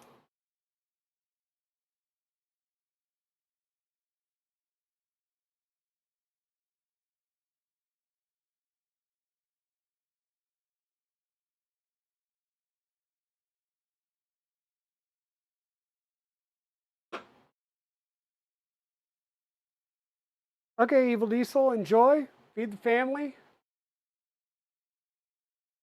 The goal tonight was to get the frame together and hopefully get started on the Z assembly. We may not put the Z assembly into the printer yet.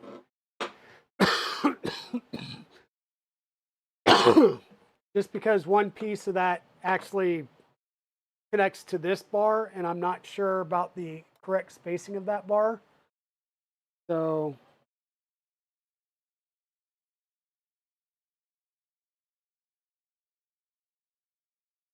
on.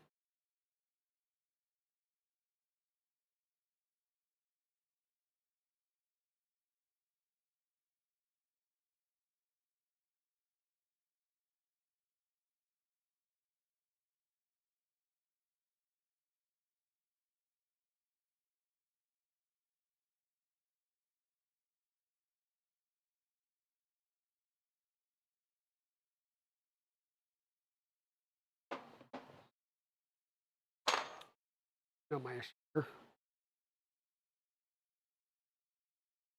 Screws weren't tight enough so that the head was hitting the V groove. There we go. Now, once again, we'll use another extrusion to make a flush. Hold this into the corner here while we tighten. Do the same thing on the other side. Hold it flush.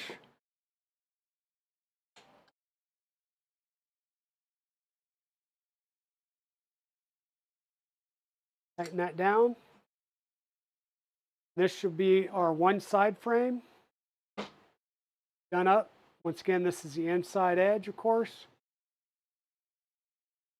So I will take this and sit it down here on the ground, and we'll start working on the next one. Take two more of our long edges. Make sure that we get our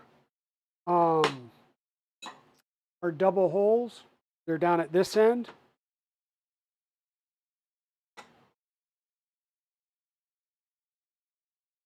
One, two, three, four.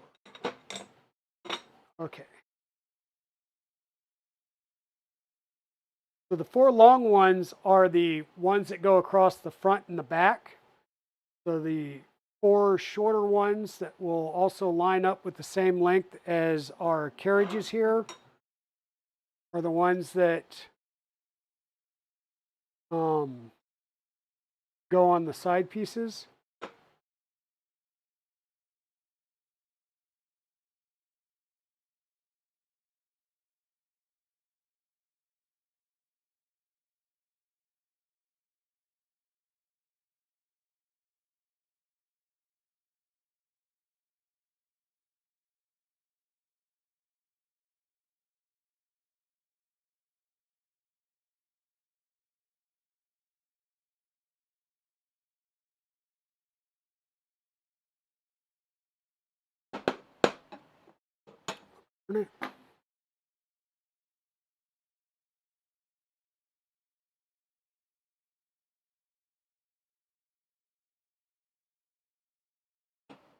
Washer's pesky.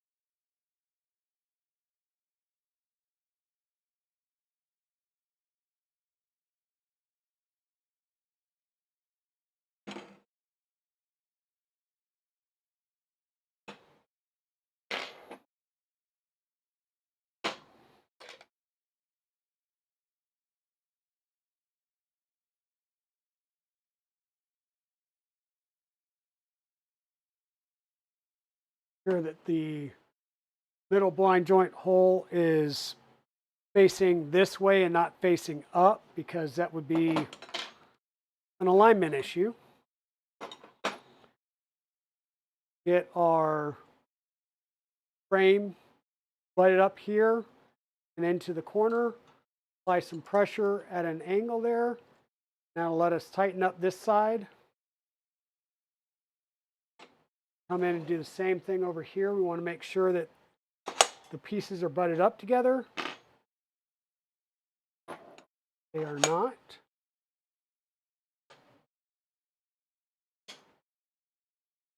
Apparently,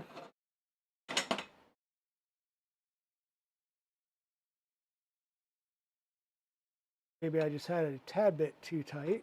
There we go. Get these lined up. Put this in the corner. Kind of hold everything nice and tight together.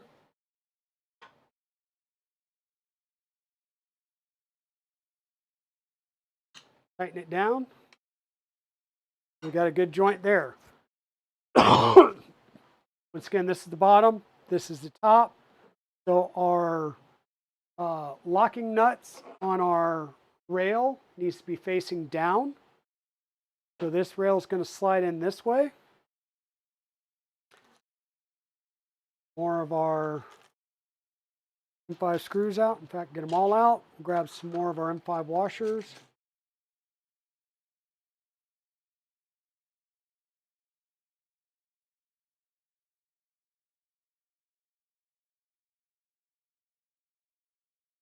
Yeah, how's everybody doing? I know I've been kind of head down a little bit, futzing with the carriages, but hopefully everybody's doing good and having a good day. Good week. The week's almost over. Thank God. I know my week's been super duper extra busy.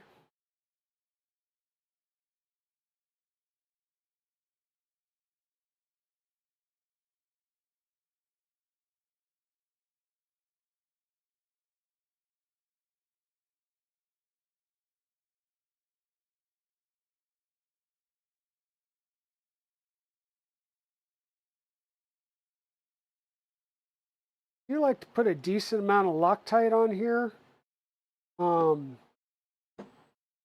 Just because I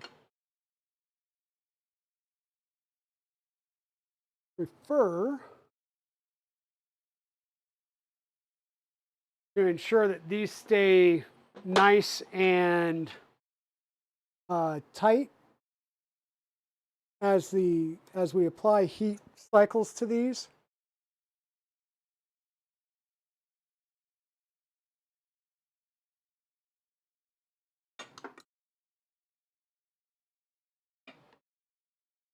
Once again, I'm just trying to make sure that these stay at a 90 degree, but I'm not sure if they're 100% up and down in alignment where they need to be just yet. So that's why I'm just snugging them up. Once I print the parts, we'll loosen these back up. We'll put in our alignment jigs, and then we'll tighten these back down. This is our other top side. We'll go ahead and get these going.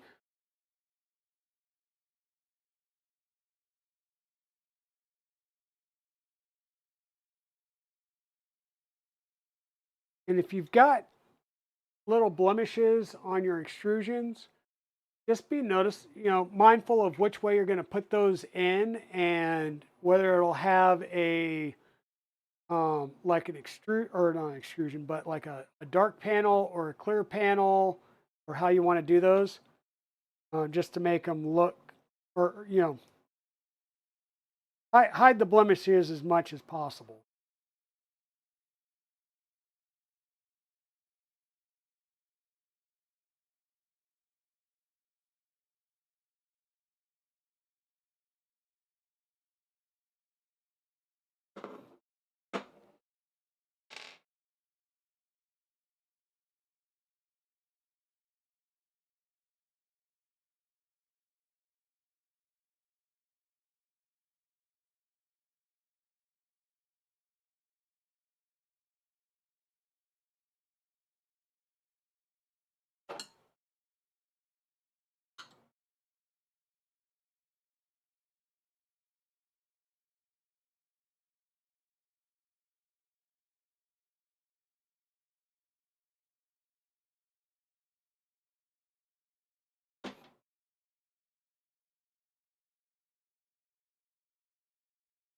Okay. Grab another one of our extrusions over here to hold everything kind of tight. So we have a nice 90 degree on the outside, nice 90 degree on the inside. Go ahead and tighten that down. Do the same thing over on the other side. Pull everything into a nice corner and tighten it down. This will be our other side.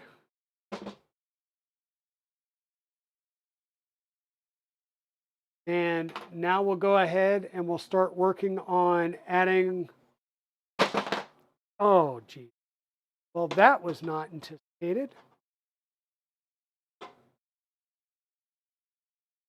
Luckily, none of the balls came out. See if I can get this put back on without a lot of the balls.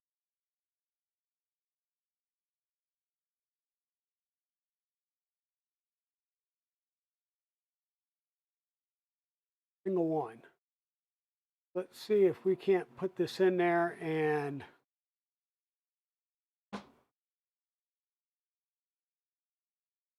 kill its inertia. So this is going to be the inside edge of this one side, which means I think I'm going to go this way and get my front cross members done first on the two bottom.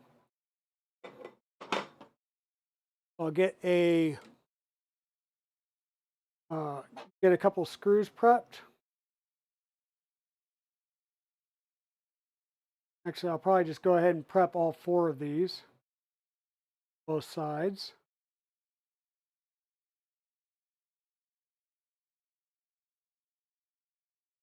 It really doesn't, I don't think it gives you an order of operations other than do the two sides, making sure to use your guides to make sure that your gantry pieces are parallel. Don't need to print those joints out. So make sure every corner is exactly 90 degrees. Make sure the Y gantry extrusion is parallel to the upper and lower extrusion of the frame half. Y gantry extrusion is the extrusions that can't use a 2020 joint bracket. It is established by the motor mount, so there is no need for the extra reinforcement. That's the cross members here for the Y gantry out. So you get your two sides done. Lay them on top of each other to make sure they're parallel. And then bottom and the upright extrusions in the front of the frame all have printed nut inserts.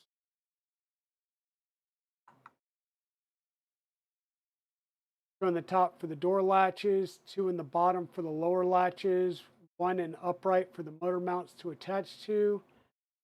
Insert the four nuts into the M4. Insert the M4 nuts into the M4 inserts. Push them in the uprights in the frame half. Next, insert the two M5 magnets. M3 nut in the frame part of the magnetic door. Two in the front door. Two in the front upper extrusion.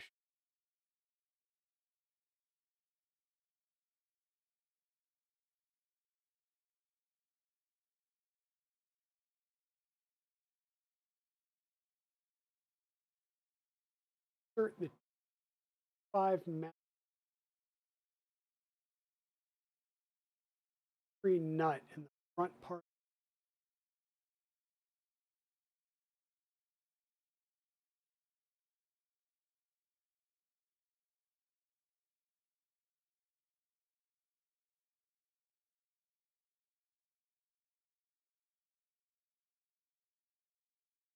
Okay. I may redo that or do that later. I have a feeling that I am going to be using roll-in T-nuts, which I can add after the fact versus trying to put them in right now. So I'm going to use roll-in T-nuts versus these printed M4 inserts and stuff. Unless that's actually what they're talking about. Let's take a quick look at the CAD real fast. Hey, Major Gamer Geek, welcome on in. Okay, Tugboat. So we're looking at these pieces here. It talks about the bottom, top, and upright extrusion. Bottom, top, and upright extrusions in the front of the frame all have printed nut inserts inserted. Two on the top for the door latches, two on the bottom for the lower latches, and one in upright for the motor mounts to attach to. insert the M4 nuts into the M4 inserts and push them into the uprights on the front frame half. Next, insert the 2 by 5 millimeter magnet, 2 5mm magnets, M3 nuts into the frame part of the magnetic door latch. Put 2 in the front lower and 2 in the front upper extrusions. One, that's kind of a pretty small picture.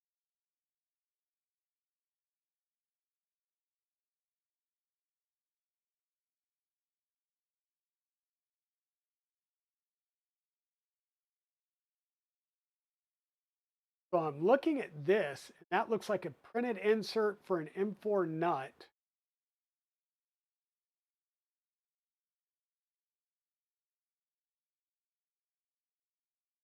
Okay, well, we're going to add this later anyhow, because this goes in when we actually do the motor mounts. So we'll work on this when we do the actual motor mount. These other ones are a printed insert with an M3 nut and an M5 magnet. So I'm going to have to add this afterwards because I haven't printed these parts yet. So I'm going to build the frame, and then we may have to take this top part off in order to do these inserts for these door latches, because I have not printed those out yet. But yeah, that's going to be an M3 nut and the magnet that gets put in on an insert. So I will have to do those afterwards.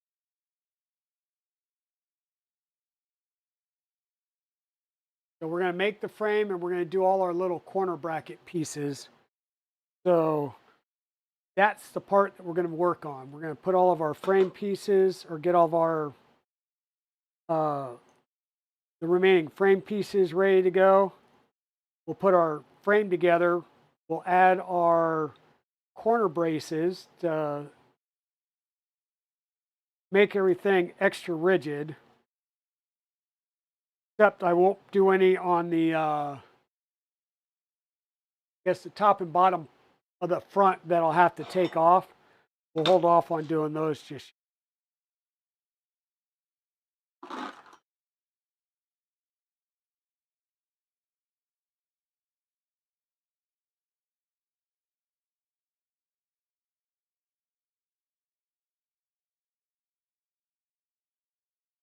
So how's your day going, Major Gamer Geek? Confusing me because I never know. Is it Adam or Major Gamer Geek or?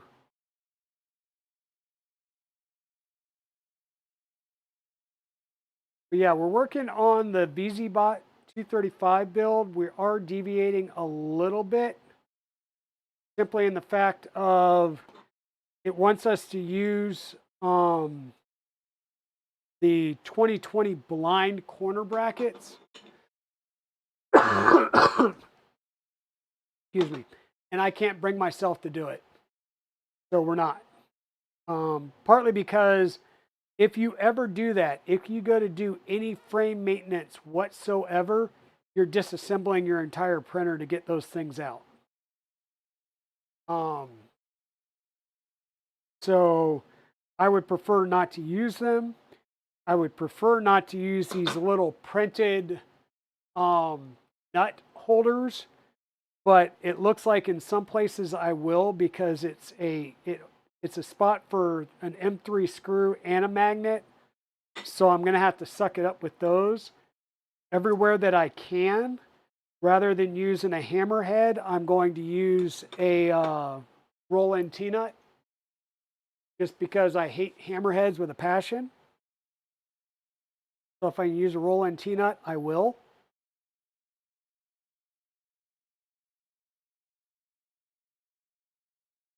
We kind of had a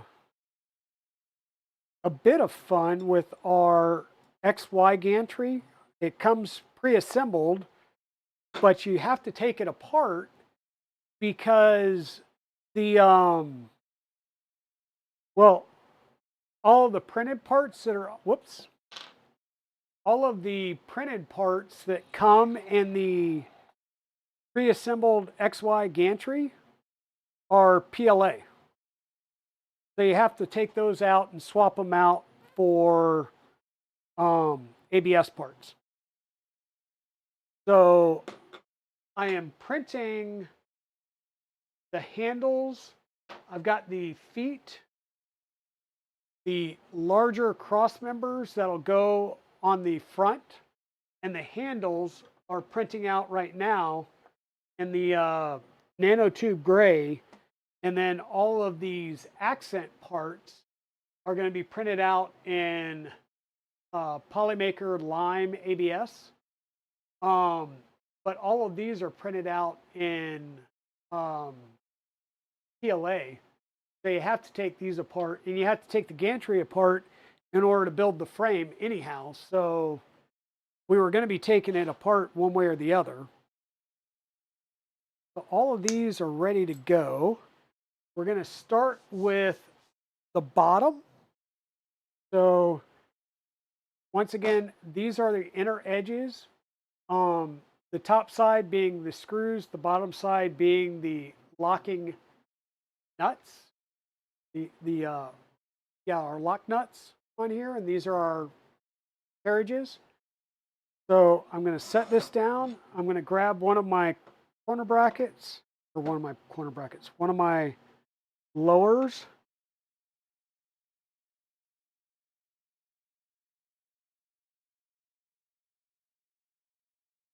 I'm going to set that down there. And standard, we're going to grab one of our other extrusions to pull this tight to the side. A 1, 2, 3 block. Pull everything tight. And we'll lock in this blind joint.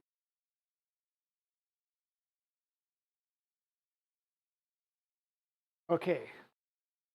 And that's one. So now we're going to take this one. We're doing the washer trick to help keep our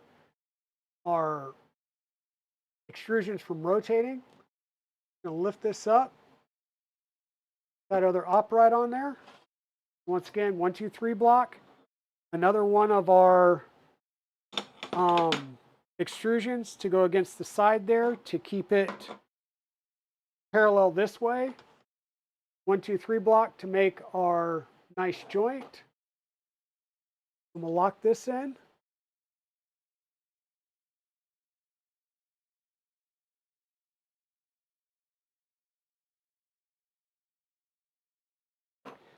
Okay, so that's the bottom side. Now we're going to put our other side over here. Once again, making sure that our Y gantry is facing the right direction.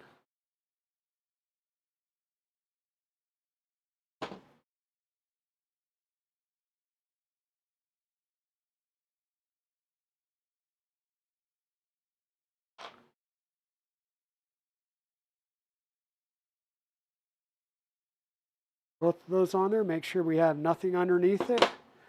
We'll get our 1, 2, 3 block there.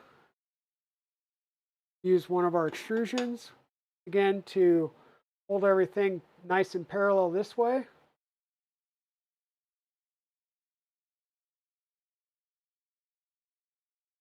Lock in that corner. Now extrusion over to the other side. 1, 2, 3 block. Bring everything nice and tight. And lock in this corner.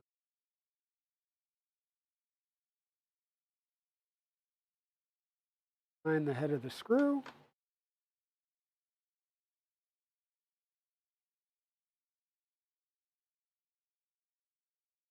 Ooh.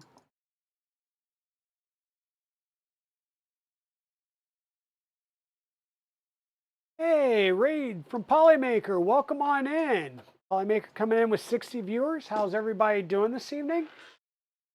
You can bear with me 1 second here. We are trying to lock down this bottom portion of our frame.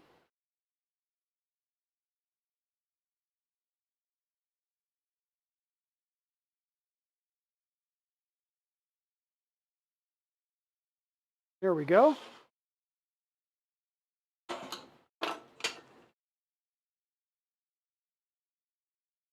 Welcome in, everybody, to the Dragon's Den. My name is Digital Dragon, aka Luke. I'm a 3D printing variety streamer here on Twitch.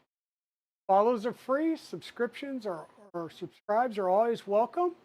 Well, welcome on in, everybody. Let's see, let me scroll back up here and see who's popping in. Da Vinci, Neokoi Prince, welcome on in. K2 Kevin, how's it going? Pez Liz, thank you for the resubscribe for 11 months. Whoop whoop, almost a yearling there.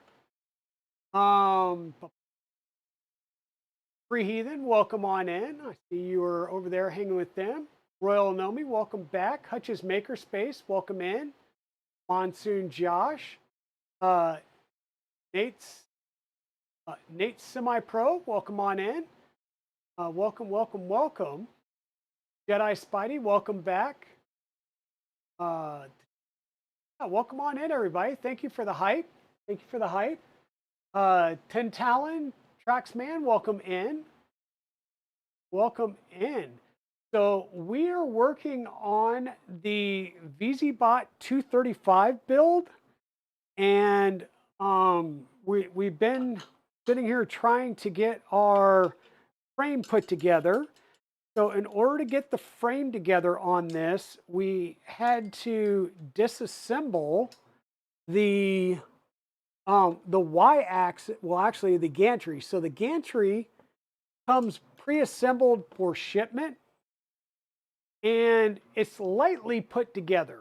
And by lightly, I mean, I don't think all the screws are fully tightened down. They're not Loctite and stuff like that. So you do kind of need to do that yourself. And the printed parts that are used to hold the gantry together are printed in PLA because it's quick, easy, and efficient for them. They don't have to have any, special environment, enclosed printers, stuff like that. So you do have to basically take your gantry apart and rebuild it anyhow. So that's what I've done, is taken the gantry apart. Our x-axis is a carbon fiber tube. The rails are already installed, and in this case they're installed with nylock nuts through the tube. I will go through and make sure that all of the rails on the Y joint are locked down. We did have to go through and lubricate. We had to take the carriages off and lubricate them, which was fun. It was the hardest time I've ever had lubricating LDO carriages and getting them back on the rail, partly because the rails were installed and I did not want to take the rails off. So that might have been some of the decisions that I made there. I'll say printing as I go. And what I'm finding is there are some parts that need to go on the lower and upper front side of the printer that I have not printed yet. So we're going to continue to move forward, but I will have to take off a couple of these to add some printed parts. Simply because the printed part will hold an M3 nut and a magnet. If it was just an M3 nut, I would just pop in an M3 roll-in T-nut. But yeah. Okay, Pez, go grab some supper. How's it going, Shenanigans? Hope you're doing well. But yeah, right now we're building our frame. We just locked in the lower frame.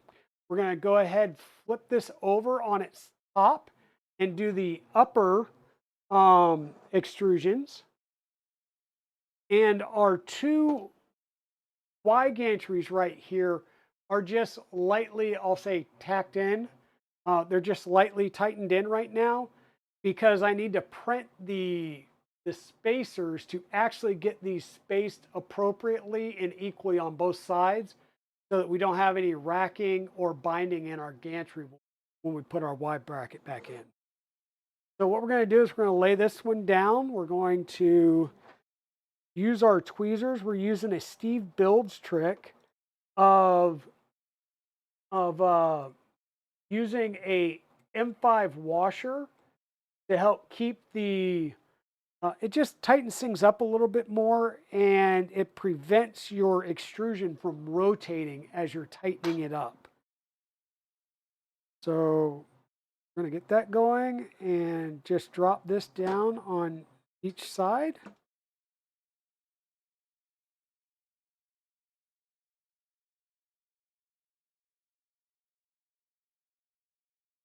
Work with me. And you might have to either tighten them up or loosen them a little bit to get these to guide in there right.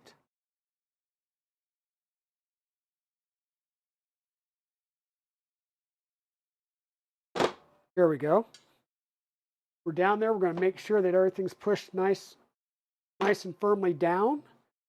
We're going to use our other extrusion on the side and a 1, 2, 3 block in the inside corner, and we're going to kind of squeeze everything together. That ensures that it's flush on this side and at a 90-degree angle when we screw this together and tighten this screw.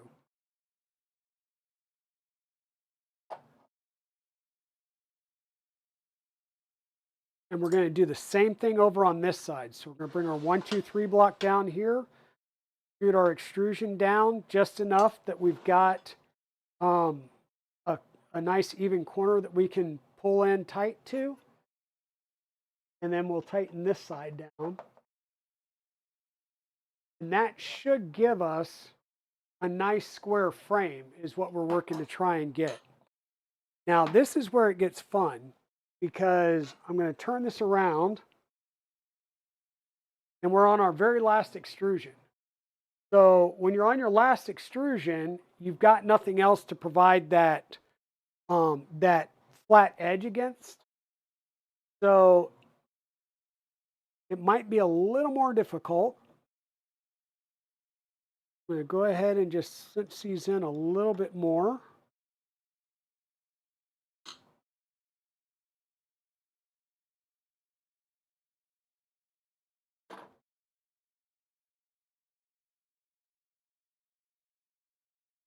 Get that in place, and we'll bring this up and line it up and drop it down on both sides.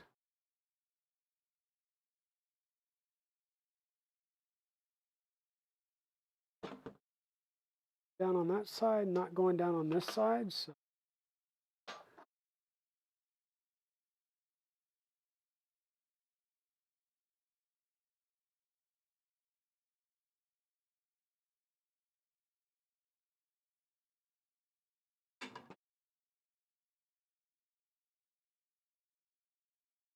but the goal here is to have a nice square frame at the end.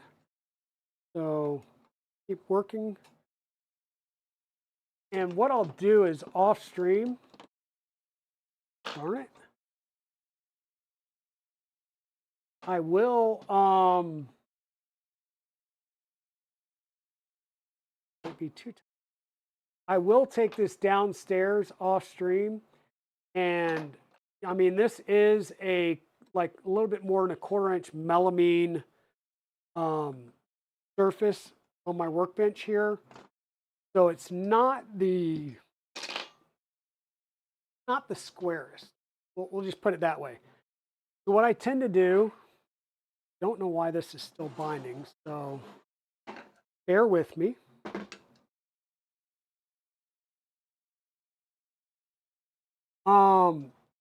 What I will do is I will take this and go down into my kitchen where I've got a marble countertop, and I'll re-square the frame down there. Because that way I can guarantee that I'm going to have a nice flat surface. That's why you see a lot of people that'll use like a surface plate or a piece of quartz, is to make sure that the overall printer itself is not racked and it's square. We'll take measurements and stuff, but it's still, I'll say, really, really good and ideal to, if you've got a nice surface plate, use a nice surface plate to verify that everything is nice, parallel, square. It's really worth it on these builds, especially on builds like this that are made to go kind of high speed, to make sure that you've got a nice square frame to work from. Your back managed not to poison anyone. That's good, Evil Diesel. That's real good.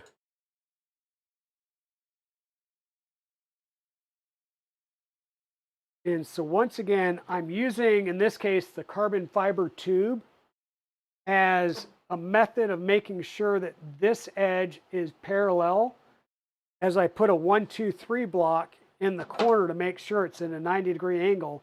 And I just kind of squeeze everything together as I tighten that screw in. Do the same thing over here. Bring my 1, 2, 3 block in.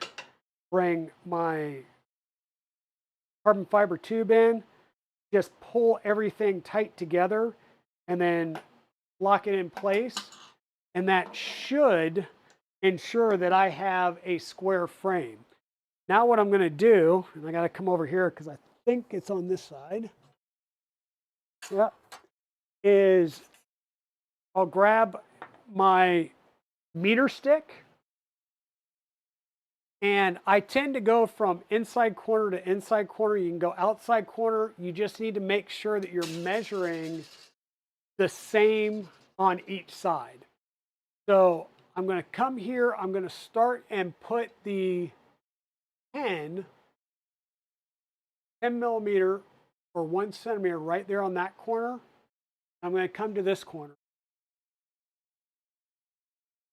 And you want to use a like metal meter stick or wooden meter stick. If you use a use like a tape, it could sag. So at this point I am at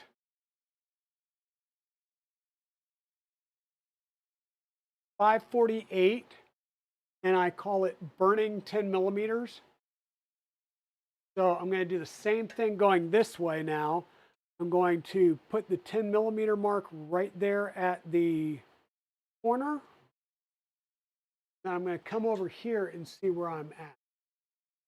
And I'm 549.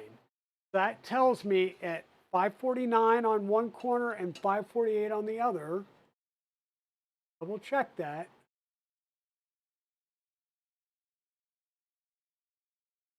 548.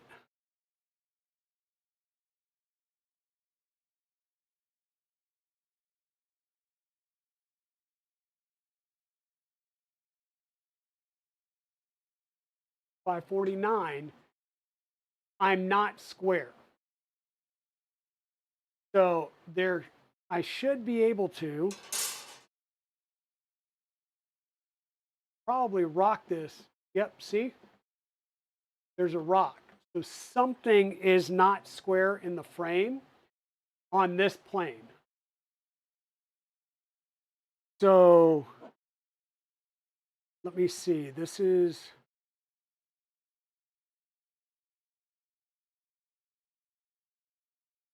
well, I am not flush right here. Let me flip this back over.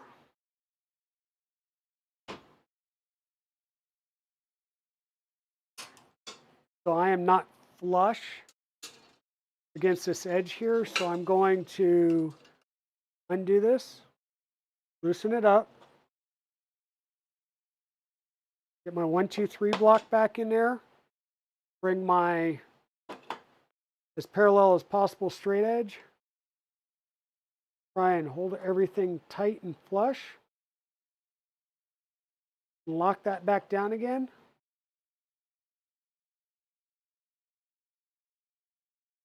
And that might be all that, whoops, that might be all that was needed.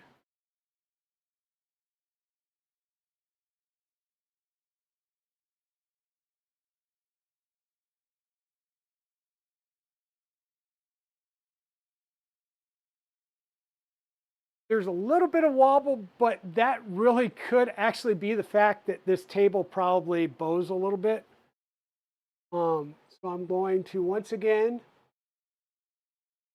in there. 548 to this corner.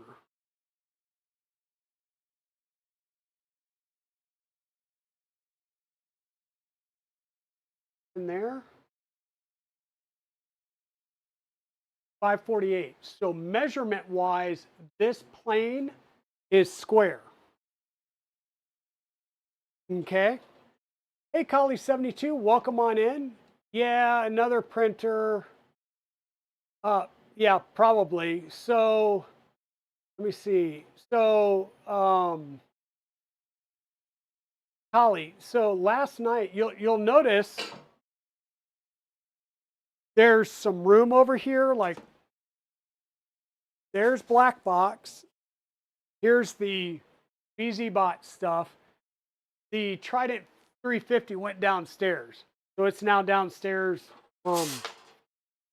It's downstairs in the dining room, and printing a full plate of FDM trucks, pickups.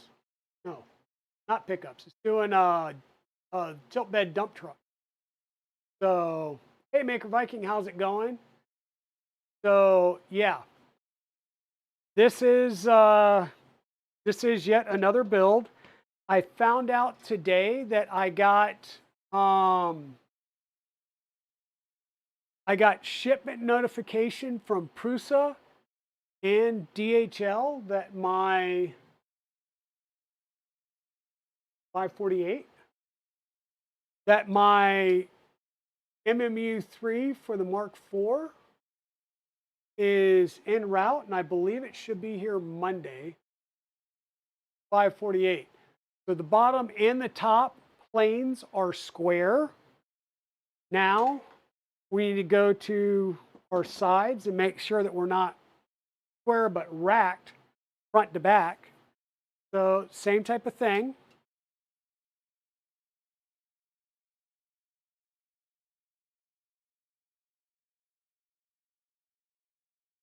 $588.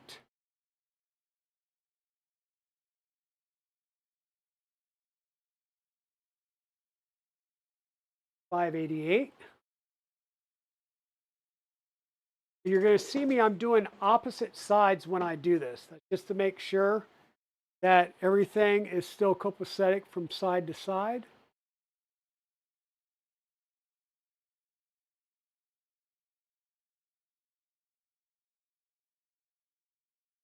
$588.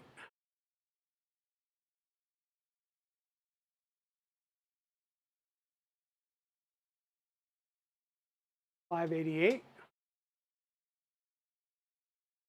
And now I'm going to do these sides.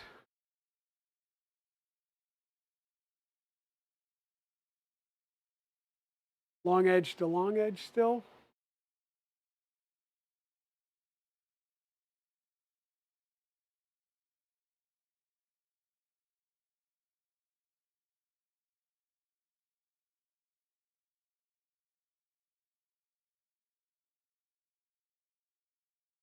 All that 581.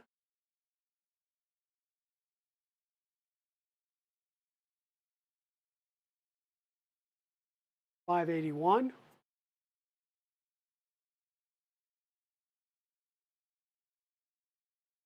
And the front to back dimensions are going to be slightly different because it's 10 millimeter different in these in the rails. One.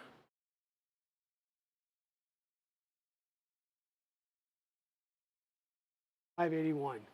So we are good and we are square on all sides. Now I could still take this downstairs and double check that, but we are good measurement wise. FedEx have lost my poly dryer and box. Uh-oh.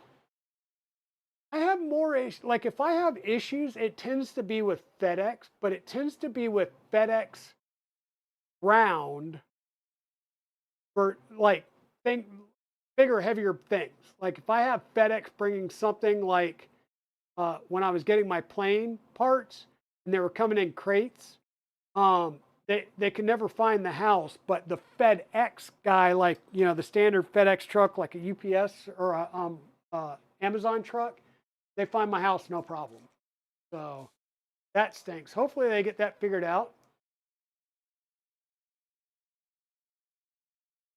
Speaking of the poly dryer and the fact that we've got, you know, we just got rated by Polymaker.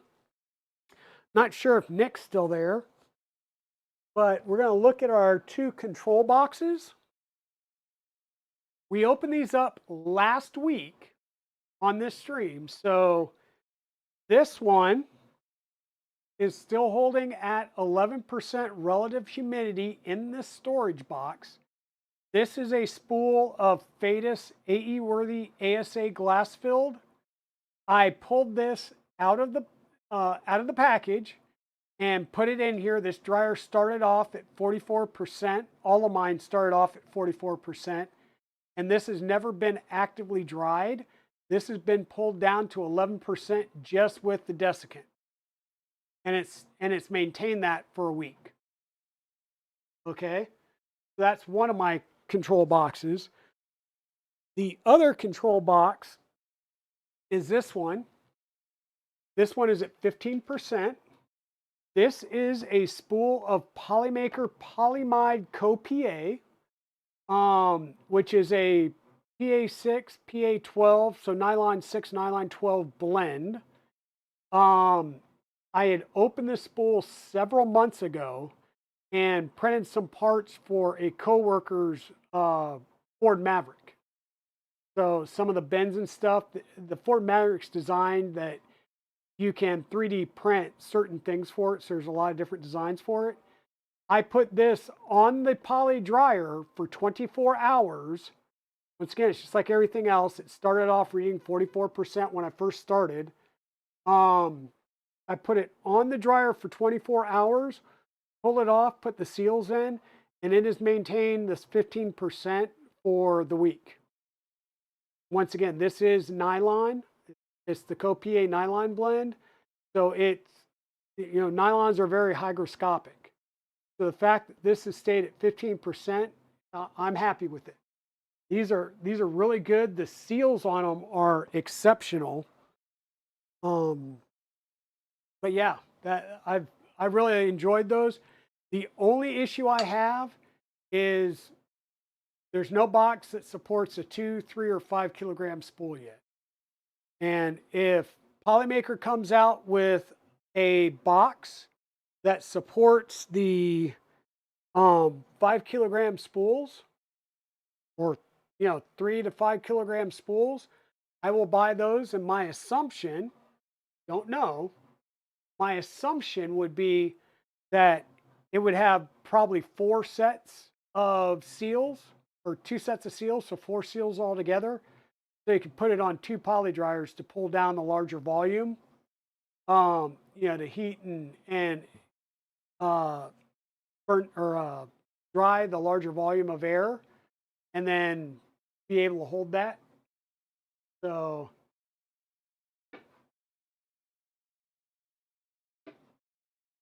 my assumption would be it would be a larger box that would be able to sit on 2 heaters, which means it would most likely have 2 desiccant holders in it. Basically, it's like the 2 singles that are put together with a little bit of more height to them to support the larger roll sizes. So we have this next.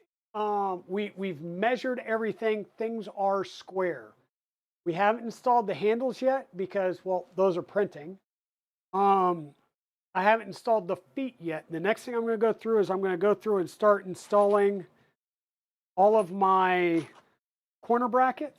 These are from a previous project, so these are all mine. I'm going to be using M5 by 10 button head screws. Excuse me, not button head, socket head cap screws, and M5 nuts, or M5 roll-in T-nuts and M5 washers to make sure that everything gets tightened down. So with that, that means I'm just going to come in here going to pull those out. And actually, you know what? Let's just use some M5 button or M5 by 10 button head screws. Grab our M5 washers. Getting everything out here and ready. And we're just going to go and start putting brackets on every single corner that we can. So, got some black ones. We'll put some black ones. If we don't have black ones, we'll do the silver ones. But these are just roll-in M5 T-nuts.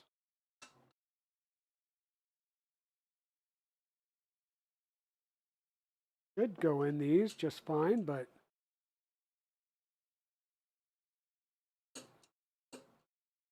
maybe not. Maybe we will need to use hammerheads. What is this? This is, these are T-slot. They go in and work fine.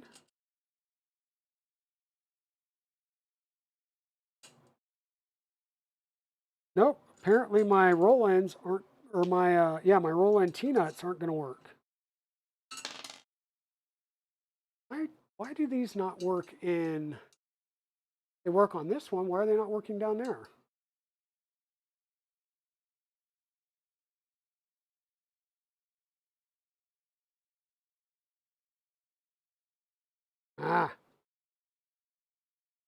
There is a printable model to let 2 boxes share a heater. It's called the, what is it, the Double Barrel by Fader.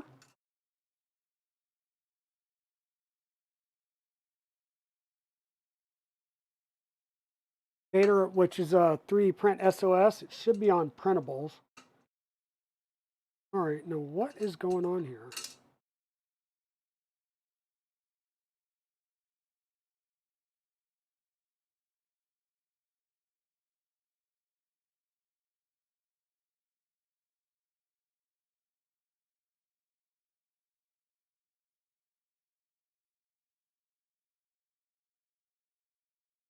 Being fiddly.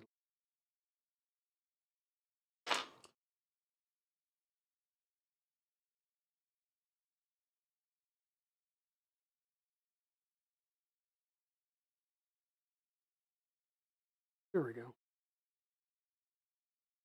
Seriously, you're going to be that fiddly, huh? So if I get these in, they're pretty much staying where they're at.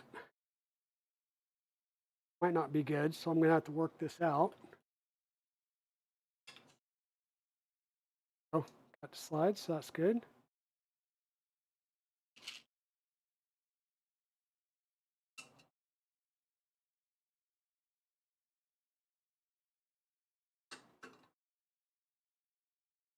Why are these so painful?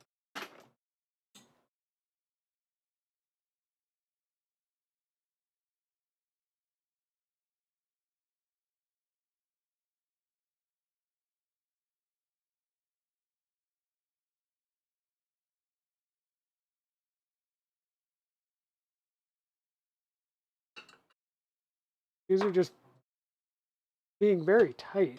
I don't know why. I mean, they're T-nuts and all right, I'm not going to fight with those. I guess we will be using some hammerheads, even though I hate them with a passion. Hammerheads.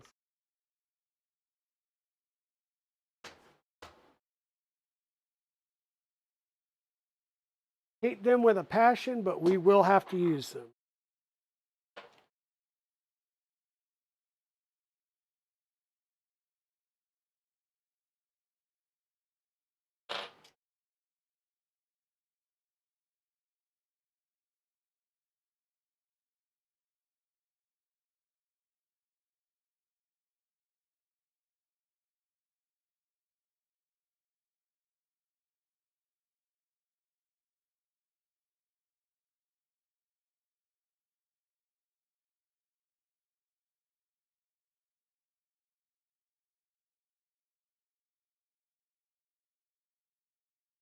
Hey, Brecor, how's it going? Welcome in. Yeah, I saw you somewhere recently too. Like, I don't know, Denver? Side of the road somewhere?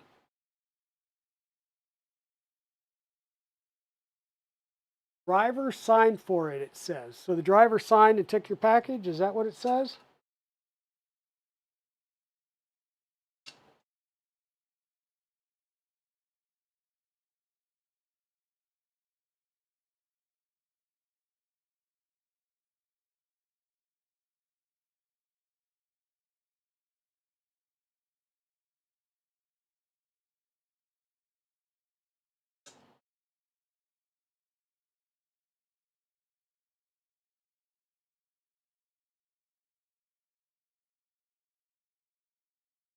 Okay. So once again, we're just going to put these in every corner that we can to include around the bottom as well. Or at least for as however many I have of these.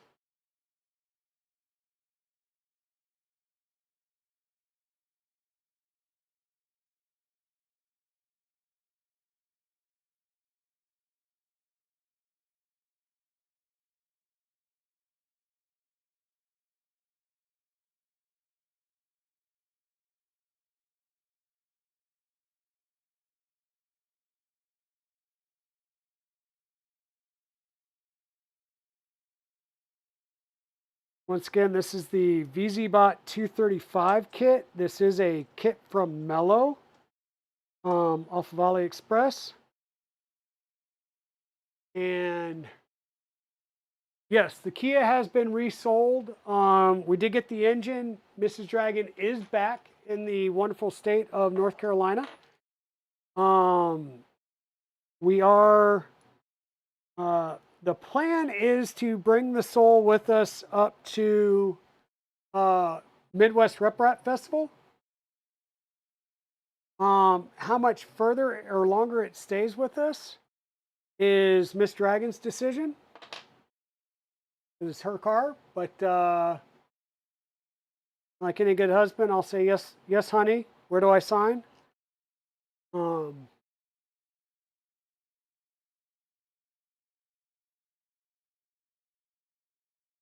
Yeah,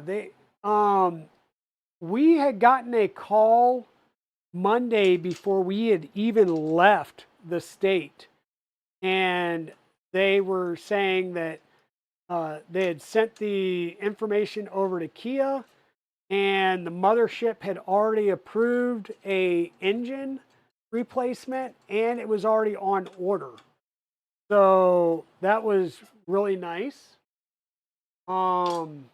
That made us happy. So it definitely could have been a lot more painful. As it was, the one guy told us, oh, it should be ready Saturday, Sunday at the latest. Or actually Saturday. Mrs. Dragon called up there on Saturday, and the B team was apparently working and said, I don't even have any record of your vehicle being on our lot. So she wound up, instead of being on the road Saturday, she wound up not leaving until Monday, coming home. But she made it in a couple of days, so that was good. Didn't pull the 27-hour straight drive like me and Evil Diesel did, but I get that. New engine and everything. She wanted to take her time and make sure that no issues occurred.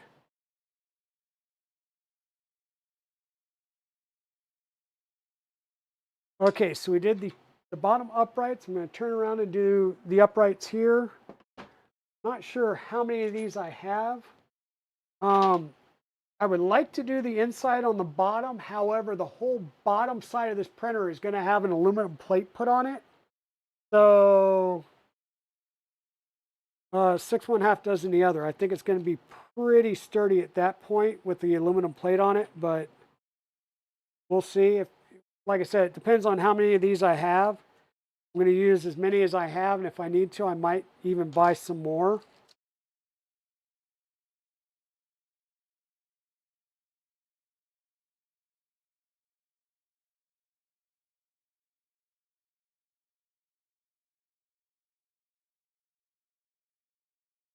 Yeah, Saturday's always the B team. Hopefully that individual turns into the see ya team. As in, see you later, go find a job somewhere else. But we'll, you know, I'm just a little salty about the fact that she had to sit around there for another 2 days waiting for the car to be released because the guy was too lazy to go out in the snow and look for it. Because that's what it was. It was snowing on Saturday. They got, I think, like 3 inches on that Saturday, and he just didn't want to go outside.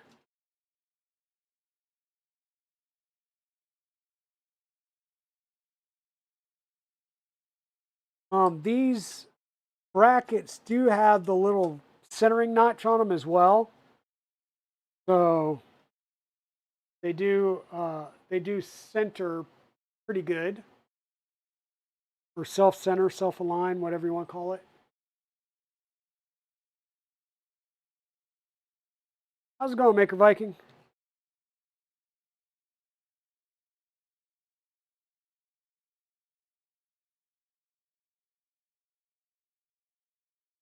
Yeah, uh, Chris had told us like, hey, can Miss Dragon stay in town for a little longer? And I'm like, I don't know why. I thought like, did you need something? And he goes, well, being in this industry, just having a engine replaced, it might be a good idea to stick around in case something happens.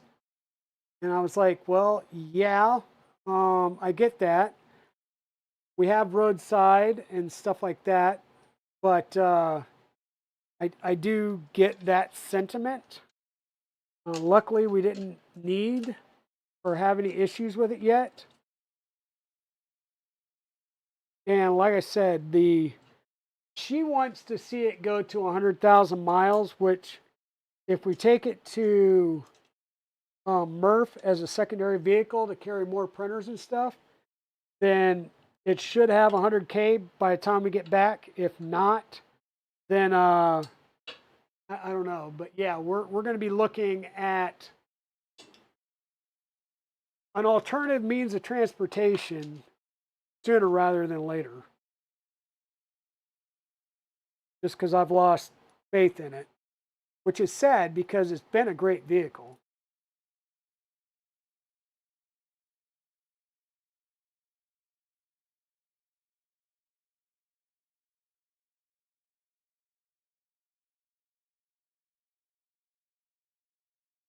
Oh, you drop down to the second place on the Maker League. You know, at some point I ought to, I don't know, do that, but one day maybe. And it'll definitely be the Maker League because I'm not designing squat.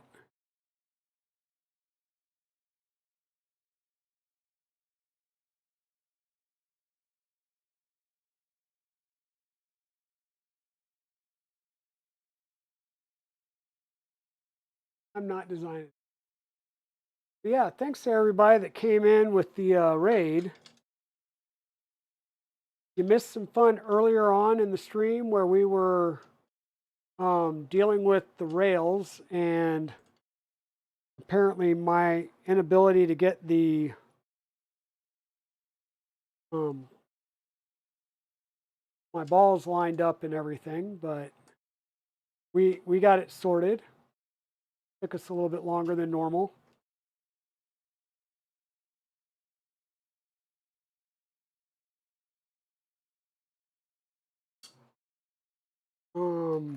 And then see, got the gantry taken apart. We almost got the handles done. Once the handles got, yeah, they were almost. We got about another 40 minutes on the handles. So once those are done and cool down a bit, we'll pop those off and I'll start printing the parts for the gantry and the Z-axis. The Z-axis is also a CNC'd aluminum. There's a few printed parts on it, and we'll get into starting to put that together tonight. I just might have to do a little bit of rework, possibly if I need to put on a printed part or something. So.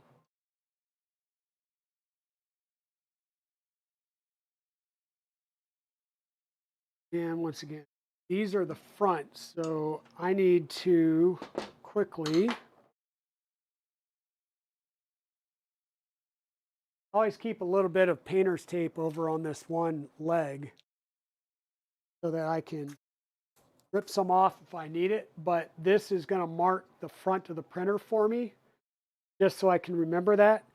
So I can put the joints here, here, and in the back, but I don't want to put the joints in the front, and I probably shouldn't have put these down here because I'm going to have to, at the very least, loosen these to drop the front down to add in the pieces that I'll need to for the hinges. So flip this around here. And to let us work with gravity, flip it over, because gravity is my friend.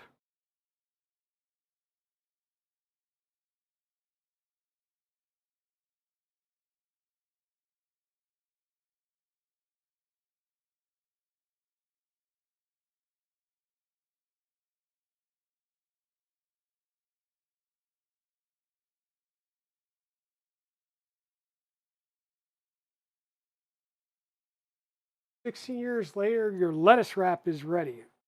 My God, you've taken this long just to do a lettuce wrap? Did you like order it from PF Chang's in the States and they have to like ship it?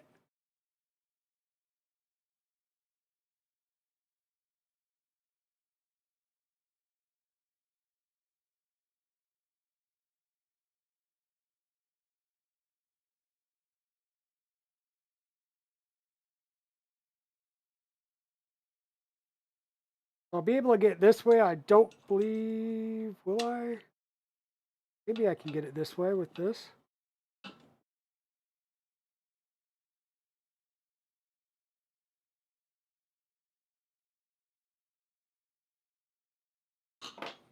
We use the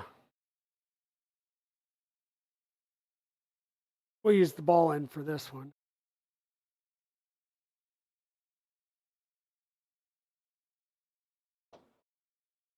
Whoops. Do the same thing over on this side. And then we'll do the inners. So we're just going through and putting all of these corner brackets on here. Waited 35 minutes. Jeez. We're using as many of the corner brackets as we have because we just want to make this frame as rigid as possible. So we verified that it was squared. We're going to try and make it as rigid as possible so that we can kind of ramp up the speeds down the road. So I don't know if you guys have checked out Vez or not, but he's, he does tend to ramp up his speeds a bit and kind of get things going. So that will be possibly on our agenda a little bit. I mean, I'm not all out looking for speed on these builds. I look for reliability, but every once in a while, it's nice to play around and see what you can do with these. Got an ad break going on, so.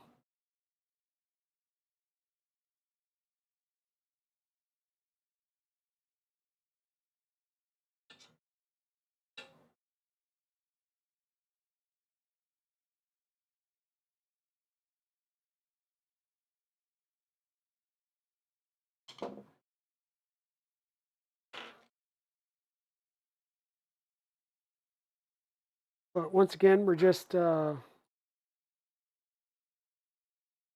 the goal here is to build this as much as possible to the way of the kit, but there are some things that I'm going to deviate away from. That we're going to use these corner brackets. It suggests using these corner brackets, but there are none in the kit. So I am using a set of corner brackets that I had from a previous build. And then it uses blind corner joints, and I hate those probably more than I hate hammerhead T-nuts. So yeah, we're not using those. We toss those out of the kit from the get-go. And I wouldn't be using these hammerhead T-nuts if my roll ends were working.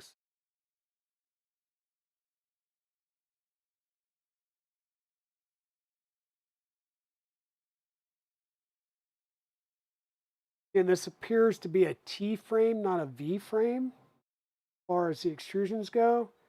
And those T-nuts are just way too tight. And the only thing I can think of is this doesn't look like it's anodized. It almost looks like it's powder coated or spray painted, like, painted, as far as the finish on these rails go, which could be why the T-nuts are not working, because they're way too tight.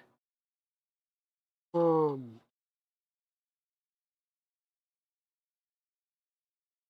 100% sure there, but as to whether it's powder coated or spray painted, but it's definitely not anodized.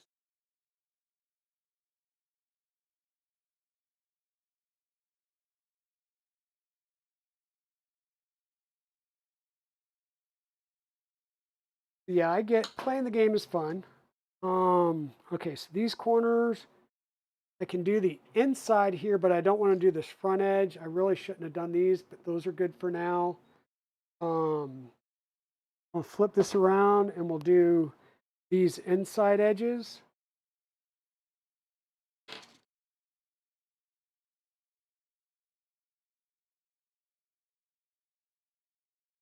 And of course, this is an enclosed printer, so it will have panels on the outside and stuff, which will also add to the rigidity of the printer. This is just, that next step that adds a little bit more rigidity.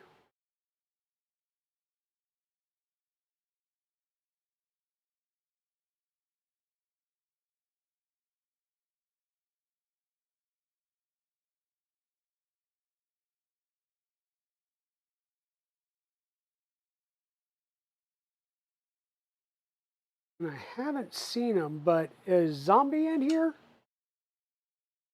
I know he was earlier and then he lurked. I just don't know if he popped back in.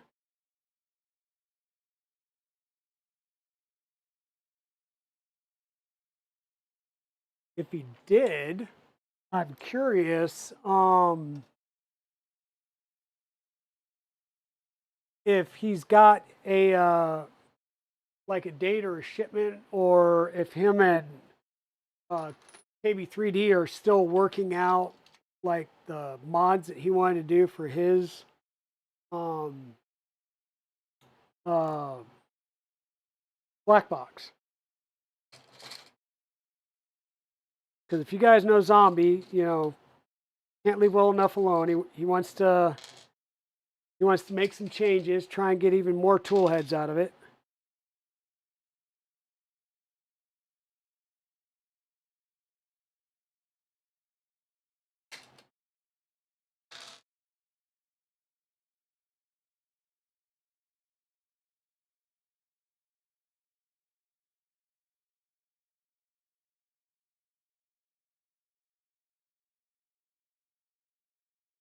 Almost done with these. For all that I'm going to put on for right now. May put on some more later on.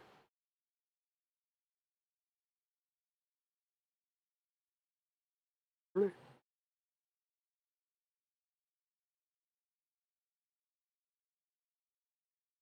There, one there.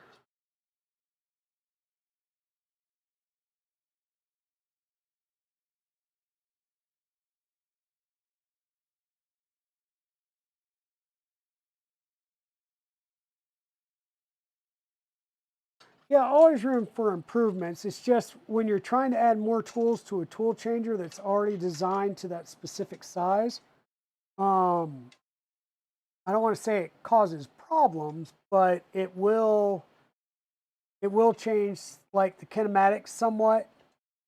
So it will bring in some additional work and CAD stuff to get it done.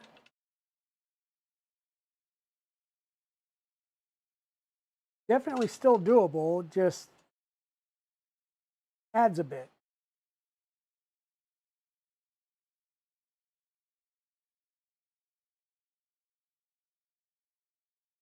Oh, hey, Tugboat. So we've been working on getting the additional corner brackets in. Now, this is the front of the printer, so I put a piece of tape on it, right? Put a piece of tape on it to remind me that this is the front of the printer. And therefore, I don't want to put the corner brackets here, and I probably shouldn't have put the ones down here just yet because I may need to take these off just to slide in some nuts. So these front edges need, they need these these printed parts that hold an M3 nut and a 5mm magnet, and they get slid in at the top and the bottom for the doors. So unfortunately, I don't have those parts printed out yet, so I will have to pop these back off and put them back in. But that is somewhat worrisome that I've induced a bit of a wobble there. But once again, that could just be, that could be the workbench itself. But once again, I will take this downstairs off stream tonight and put it on the counter, which is a marble something. It's a stone, so it's nice and flat. It's what I do with all my Voron frames. So we'll do that. I do have these cross braces that will go in on the front, which, you know, once again, this being the front, they'll go on like this. And I don't want to put these on just yet because once again, I'll have to undo the bottoms anyhow to pull this and to pull this out. So we'll put these on after I take this downstairs, square it up. Well, after I pop the top and the bottom front out to add those pieces. What else? What's next? Handles are printing, so I can't add those. Those will be easy enough to throw on there.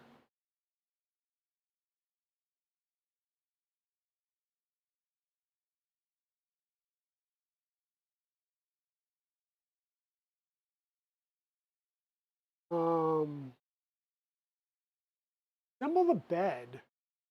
Proper alignment procedure is the same on the 330 or the 235 is the same on the 330. Only difference is the length of the alignment tools. Make sure to check out the YouTube video. Okay, that's nice. This talks about assembling the bed. Now, this is the printed frame.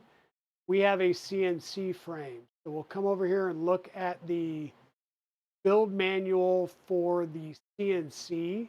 So this is all the aluminum CNC. Whoops. My bad, folks. So this is there's a different manual for the CNC parts. So we'll have all these CNC parts for the gantry, which we'll get into because I still need to print a lot of the spacers and stuff for the motor mounts and things. And I don't have the spacers to set the front and back yet, so I don't want to do that. So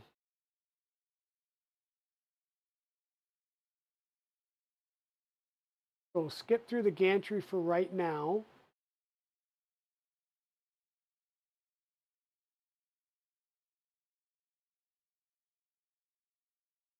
lower rod and lead screw bracket. Where we're going to start at. So I'm going to take this and just push it off to the side for the moment. Like I said, I will take that downstairs and get it all squared away or squared up and stuff like that. We're grabbing. Let me put this stuff away before I knock it over and make a bigger mess than I have.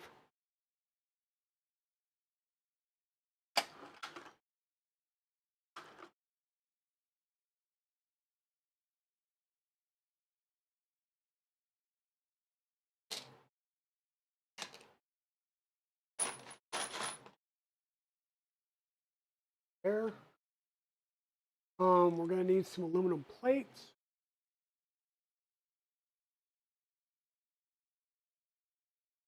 All right, so that looks like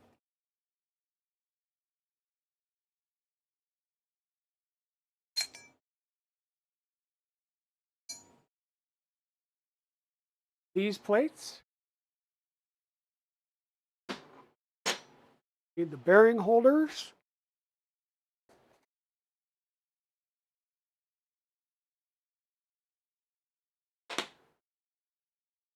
Lower mounts.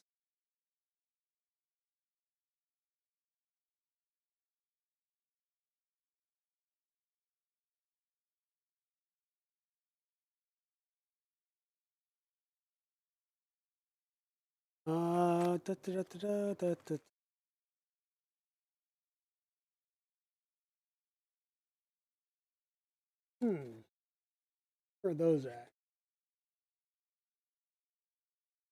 These look like the upper one, not the lower one. No, actually, these are the right ones. So those are the lower ones. Upper,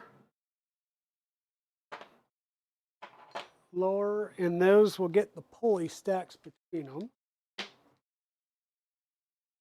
Okay, some M4x10 screws.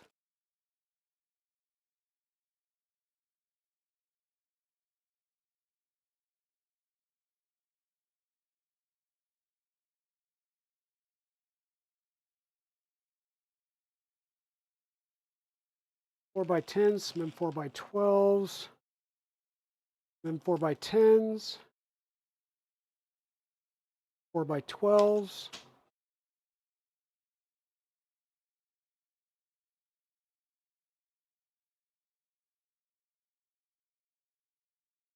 Got the bearings already pressed in place on these. Our 40-tooth GT2 pulleys. 4 rods. And the close length of the belt. Doing here. Need the Z-assembly alignment tool.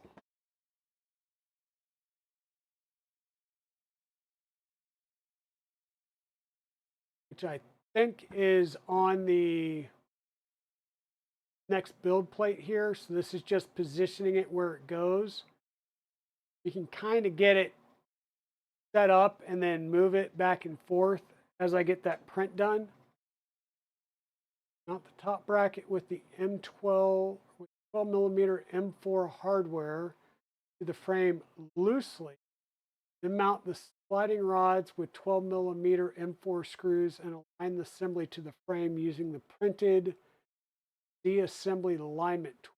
Sure to secure all hardware. Sure to either insert 2 T-nuts underneath the center 2 holes for the top lead screw bracket or immediately mount the top bracket.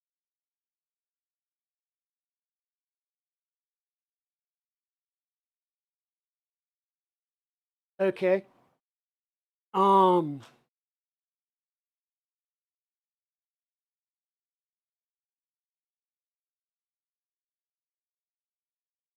seeing 4 four for the bracket and then 2 for the center bracket, which will hold the top mount here. I will probably go ahead and get all 4 of these prepped, drop it on there, and then we can tighten it up. Now, one thing I did want to check for is that is looking like button head versus, okay, wait. Oh, for M4 by 12 and all of them. So we got the M4 by 12s are button heads. So let me put these back in here.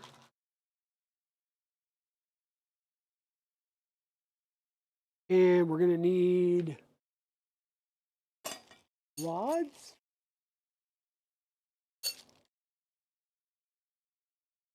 And of course, we'll need the frame again as well, but we'll start with our rods. I think I'm going to wipe these down with some alcohol because they just feel like they've got machine oil on them. Wipe those down with a little bit of alcohol.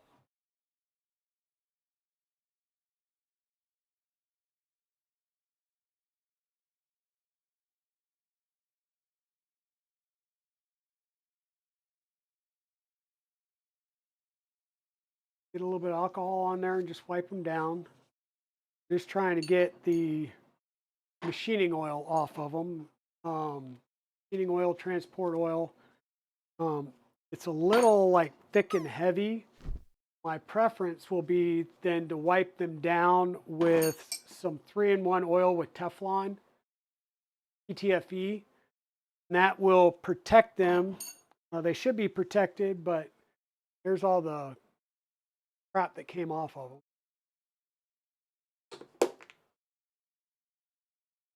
I mean, they're hardened chromed rods, so they shouldn't have any issues with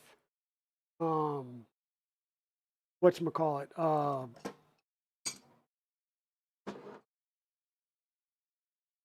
words. No, you shouldn't have any issues with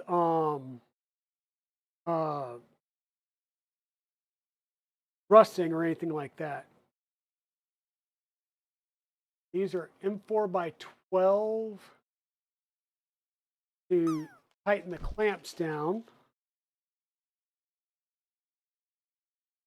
So because this is going metal to metal, I am going to go ahead and put some Loctite on here.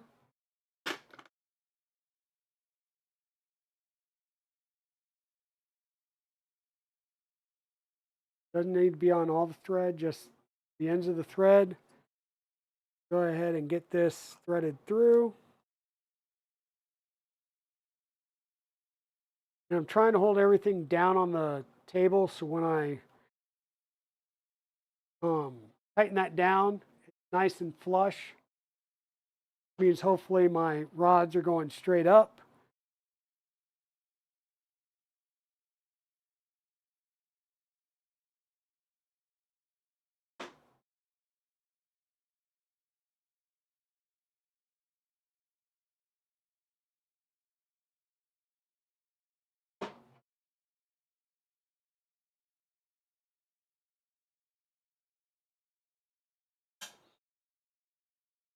One side, go ahead and do the ones on the other side.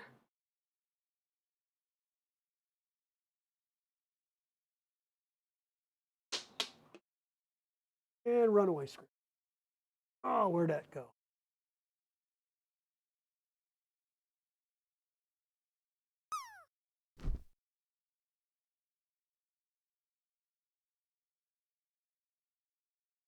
We had a runaway screw. Normally I would just say the heck with it, I'll find it later, but these are M4 by 12 button heads and I know I don't have these to spare.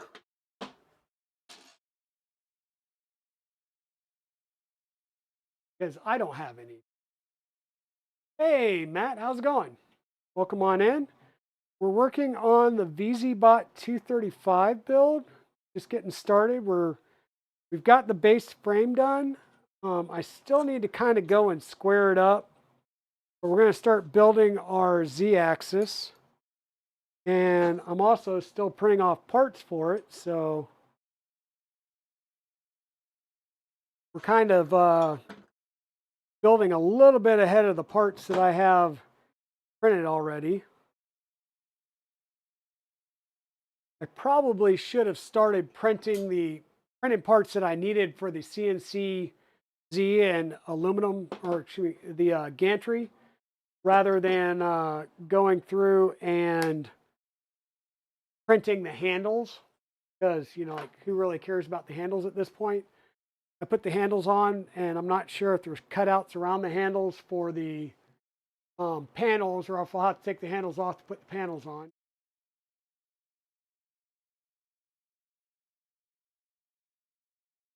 Okay, so once again, we're going to need 4 of these for each side, and those will get,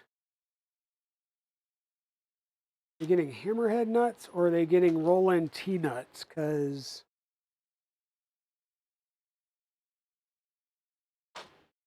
it has quote-unquote elastic nuts, which are roll-in T-nuts, which I was having problems putting my roll-in T-nuts in, so this ought to get interesting. Mount the bracket with the hardware in the frame loosely. We're doing these, we need to have them all lined.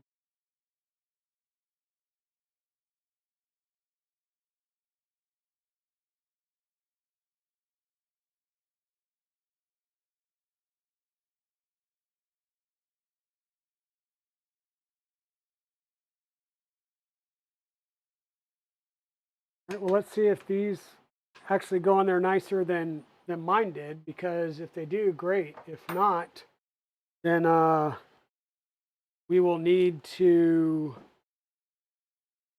use hammerheads that I have over there.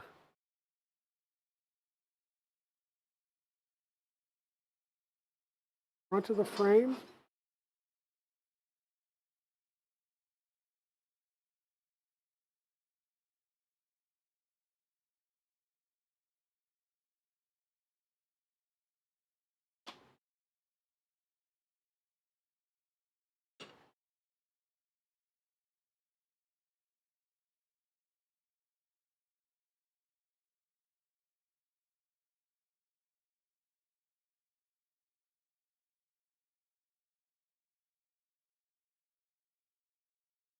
Let's see if these go into these frames nicer. If not, then yeah, that seems to be going in there nicer. So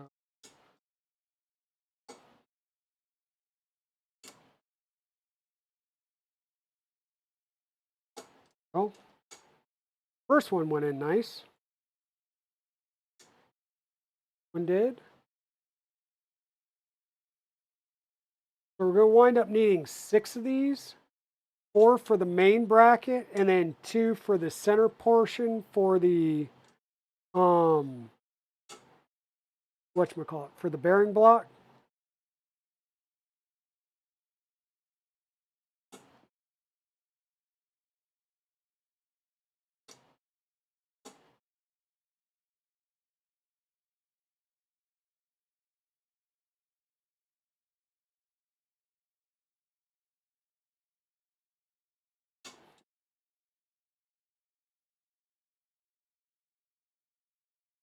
Fine.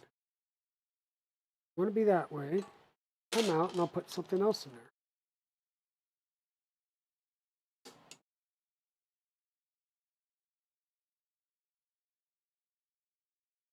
there. Okay. What I'm going to do is pop these out. We'll just try and line everything up. I'm not worried about front to back yet so much as just getting all of these lined up initially.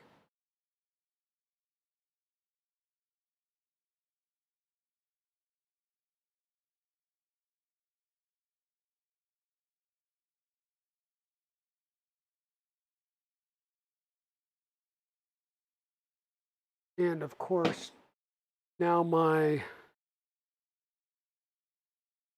OCD is going to kick in a bit and want me to turn these around so they're not showing.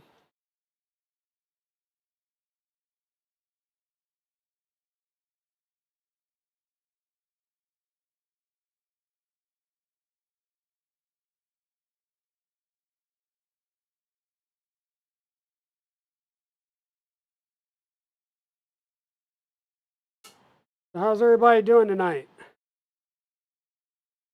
Is everybody's week going good?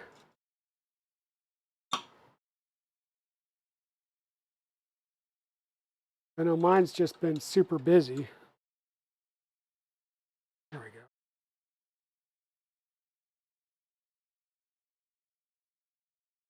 Super busy and living in spreadsheet hell.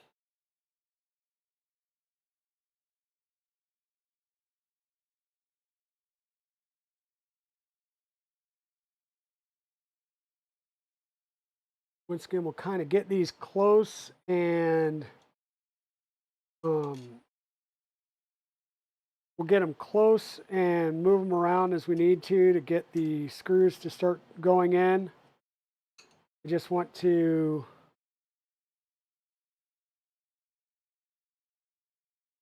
get them started.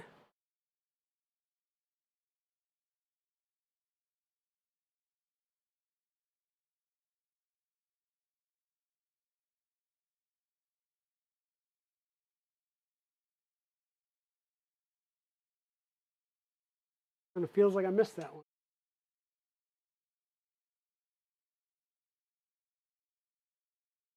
Ooh, AP testing.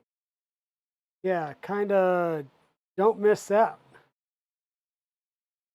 What AP courses?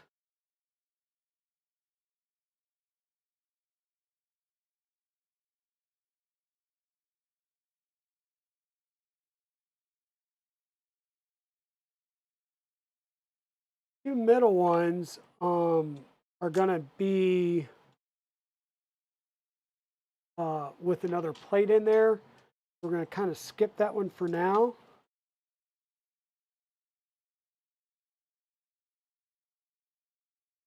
We get these others lined up.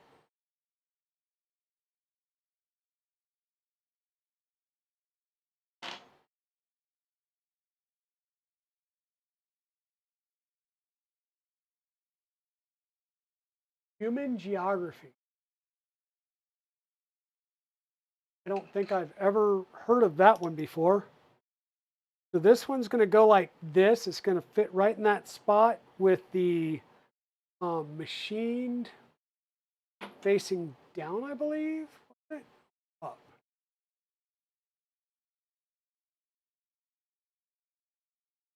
No, the machined cavities will be facing up, but we probably want to get these two in first over here. So we'll try and get a couple of these going.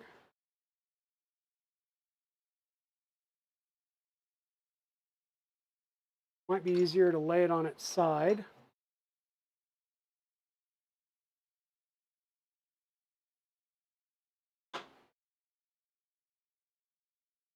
Once again, gravity is our friend. Let's use it to the best that we can.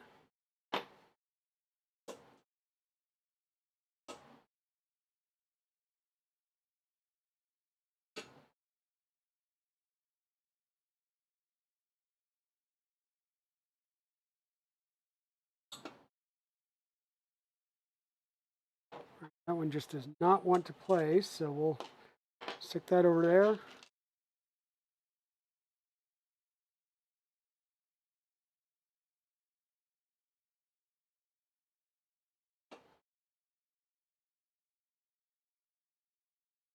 I don't know if it's just the spot in the, there we go, that one popped.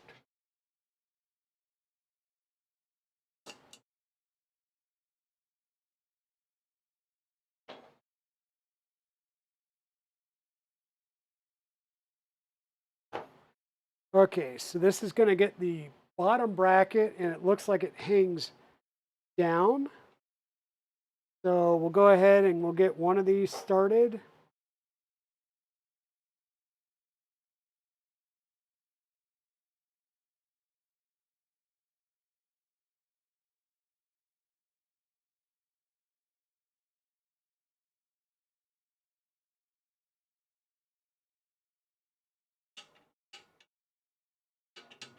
I do not like that. That just tightened all the way down and fit into the extrusion and is too long. So that just bit into the extrusion.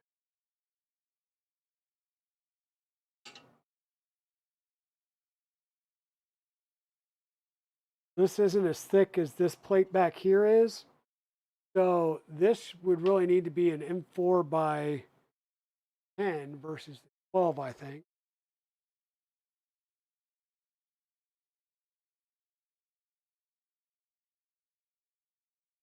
Oh, and there it is, saying use the M4 by 10. Once again, it is showing M4 by 10 with button heads, and the M4 by 10s I grabbed first were socket heads. Do we have, there's 8s, these 40s, 8s. Here we go, M4 by 10 buttons. There we go. We just hadn't looked through them enough.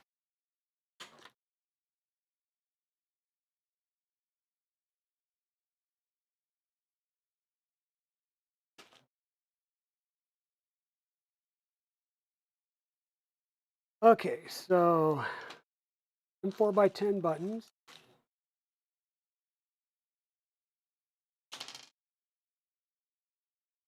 Now you can technically, if you want, use Loctite on these, but I'm not, because we're going into peanuts that are going to do like a compression fit between the rail. And also I don't have the alignment set yet. So what I'm going to wind up doing is, once I get the alignment tool, I'll use the alignment tool to set the forward back of the vertical piece. And then I will move the,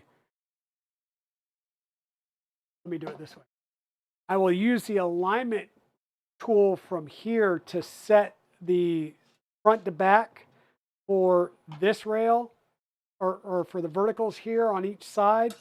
And then I will align the bottom pieces to match with this.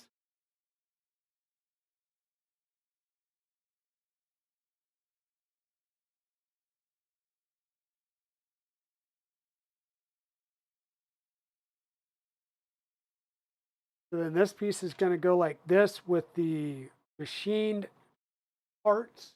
So this machine cavities are facing up.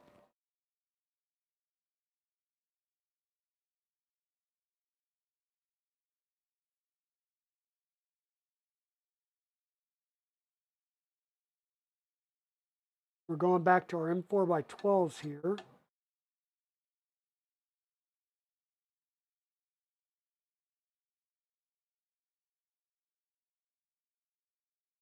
Once again, we're leaving everything a little bit loose so that it can be moved. We might just take one and just tack it down so it's nice and rigid.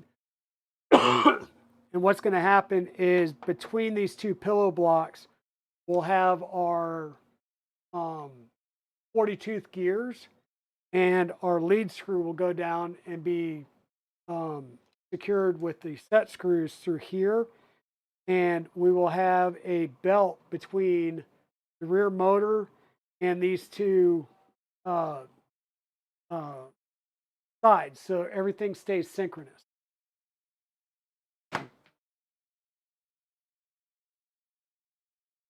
This again, we'll need 6 more of our M4 T-nuts.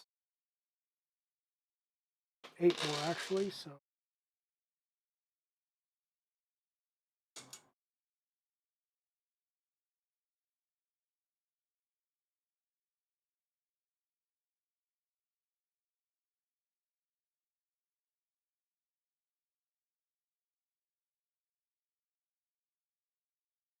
Your ender extruder started doing that worst sound ever. What sound's that?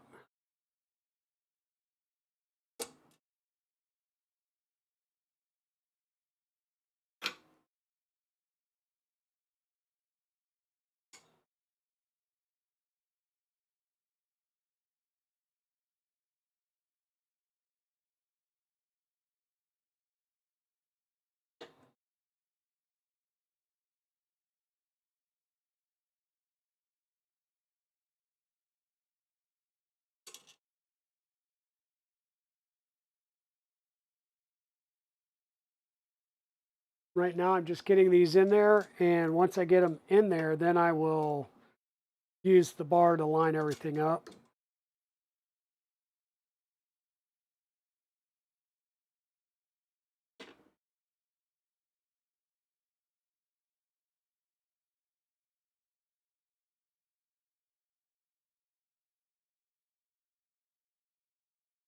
Or at the very least, get them initially close.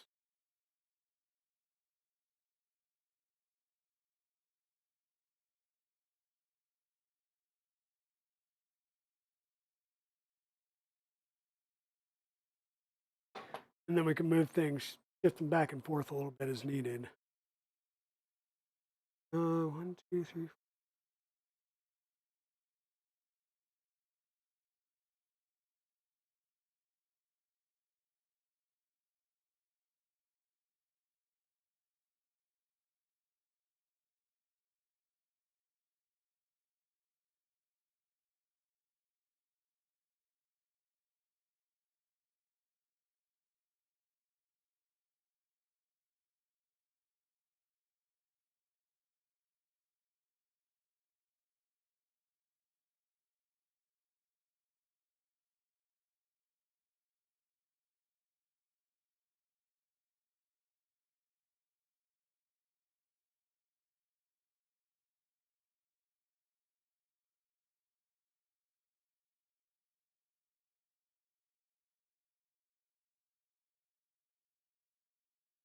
Okay, so 6 and 4 is 10, right?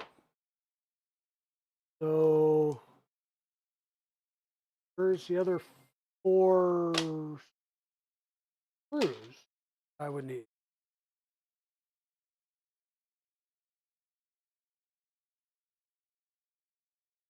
You guys see me put screws somewhere that I shouldn't have? I don't think I did.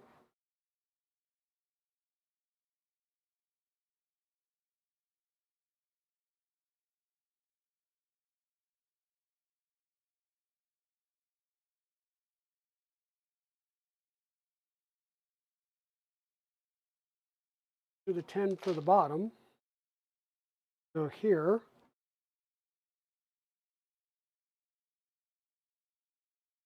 row.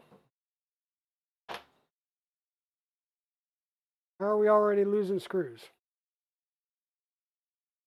Being short screws. Hey, Timur, thanks for the subscribe.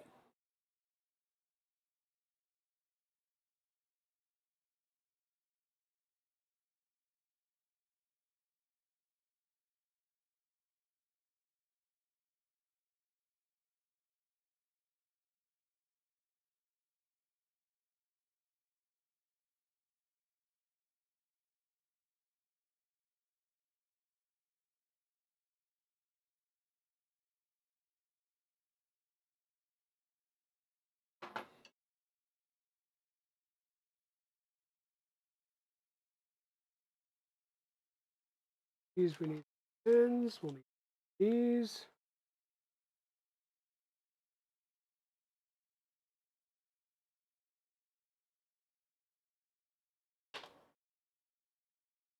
Ah.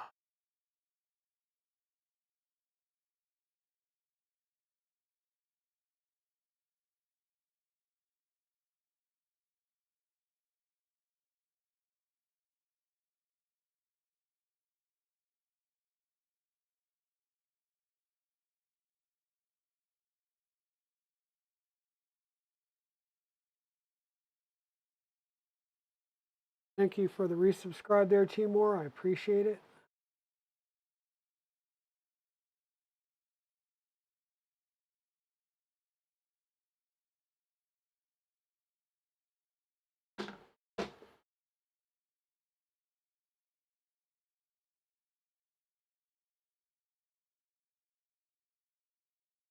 Yeah, so I am literally, I'm like missing screws already. How am I missing screws?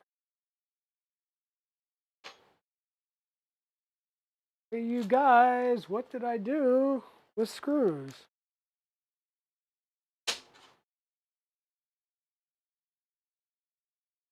We don't even have that much up here to hide screws in.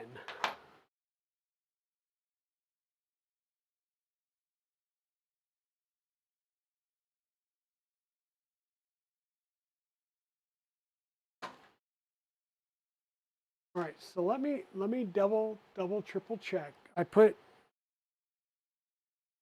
12s in here. Did these?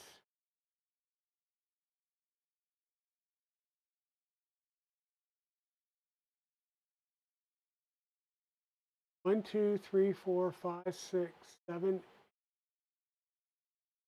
8 would be 16. So I'm wondering if these were actually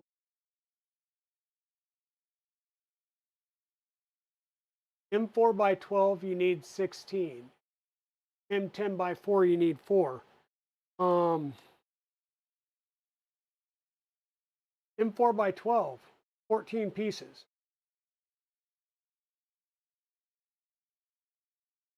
I would be short some M12 by 4 screws.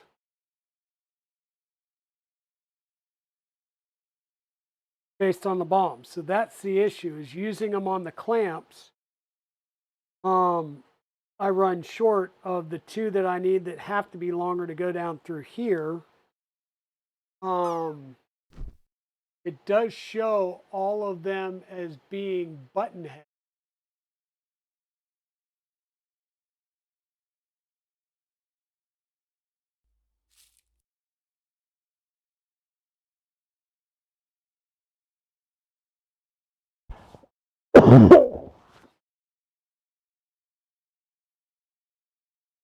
Oh, hey, Mr. Wizix, thank you for the tier 1 subscribe. I appreciate that.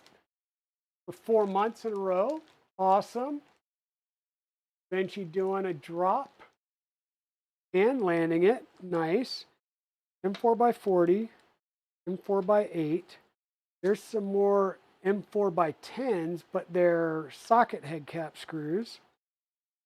M4 nuts, M4 by 12 socket heads, 4 by 30 threaded. Oh, those are like M4 by 30 set screws, M4 by 20, 4 by 8, 4 by 20. Yeah. So I am short some M4 by 12s.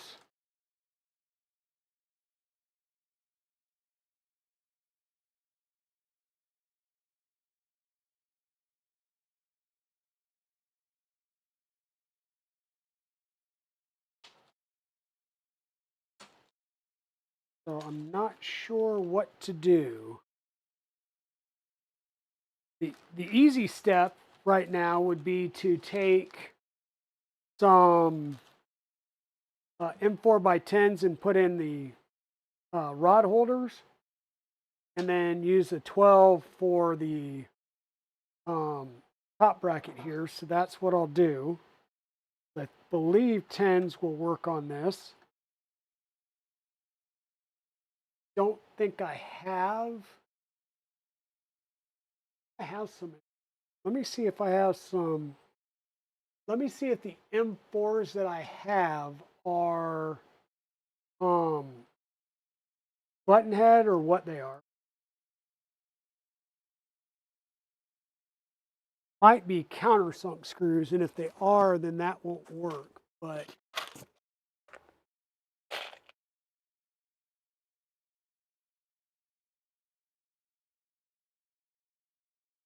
flathead cap screws, M3s.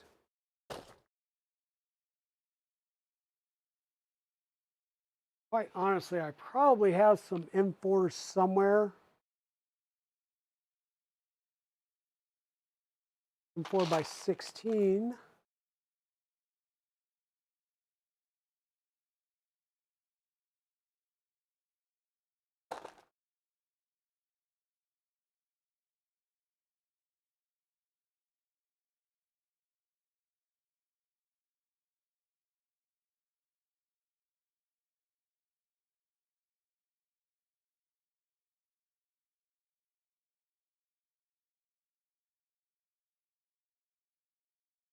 I probably have some M4s around here somewhere that would work.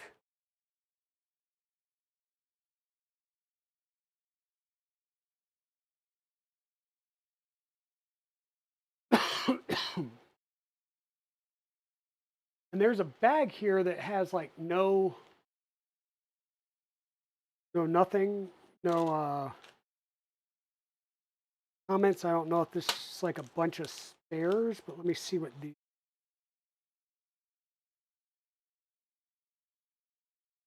M4 by 12, perfect. Grab 2 of these and we'll be right as rain.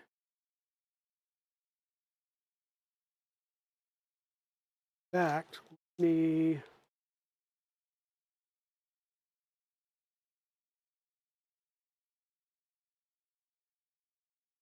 throw these in this bag so that I know what size they are.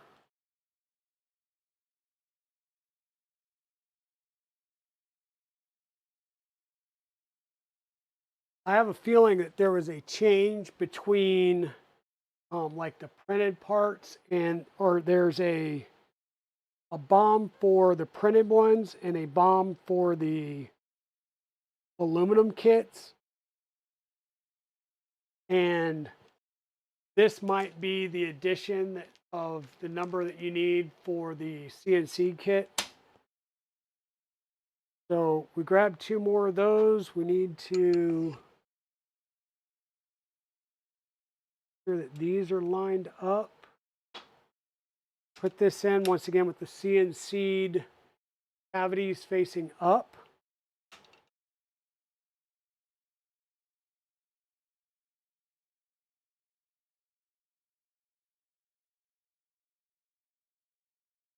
Lock these in with a couple of threads. And as I said, once I get the spacer done, we can figure out the right spacing front to back. We'll lock these down. At that point, we may also just go ahead and put some Loctite on those.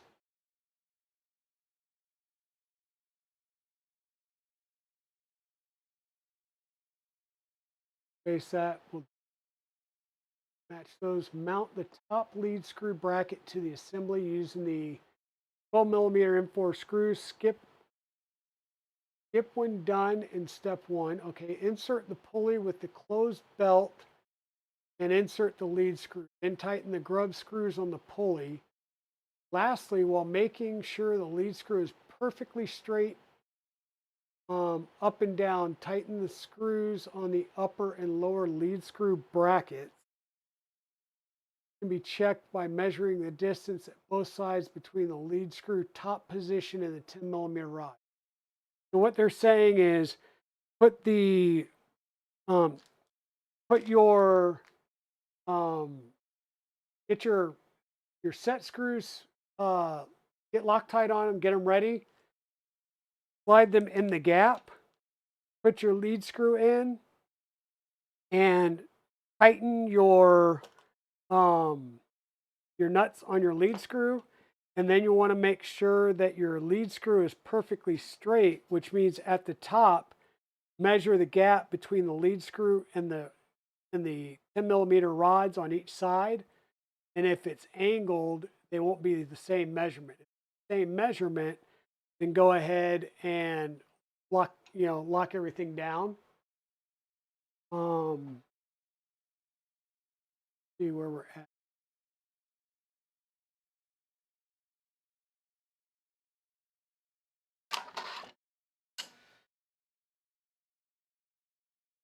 Good. There's our handles. And loving how these prints are coming off the Bamboo X1 carbon.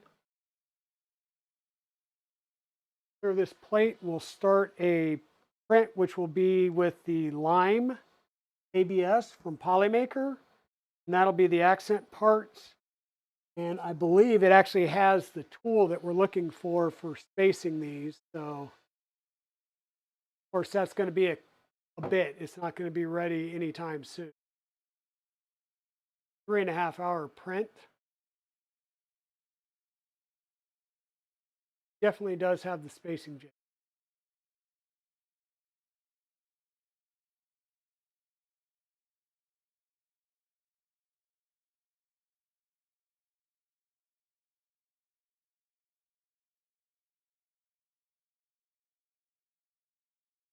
Second, folks.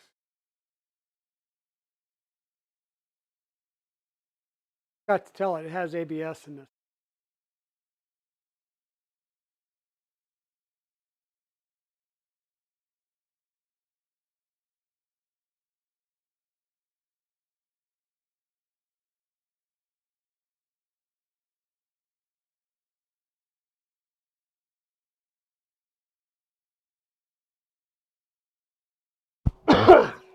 Okay, and honestly, folks, it's almost 10 o'clock, and I think I'm done with everything I can do tonight. I don't want to get too far and then have to come back and keep rejiggering stuff. I do need to take this frame downstairs and make sure that we're fully fully square and there's no rocking down on a solid stone surface, which is the flattest surface I have at this point. And then once that's done, we'll come back on Tuesday. Yeah, Tuesday, because Saturday we'll be back on the black box.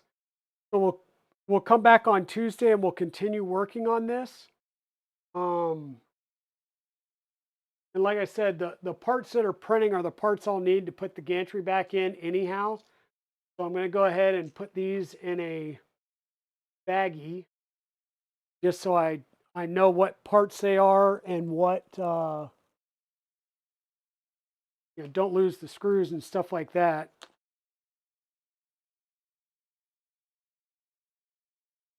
Yeah, we'll come back. Who knows? Maybe Mrs. Dragon will be willing to let me stream again tomorrow night. We'll make a little, we'll finish up the frame and the Z-axis, but it all depends. See how it goes.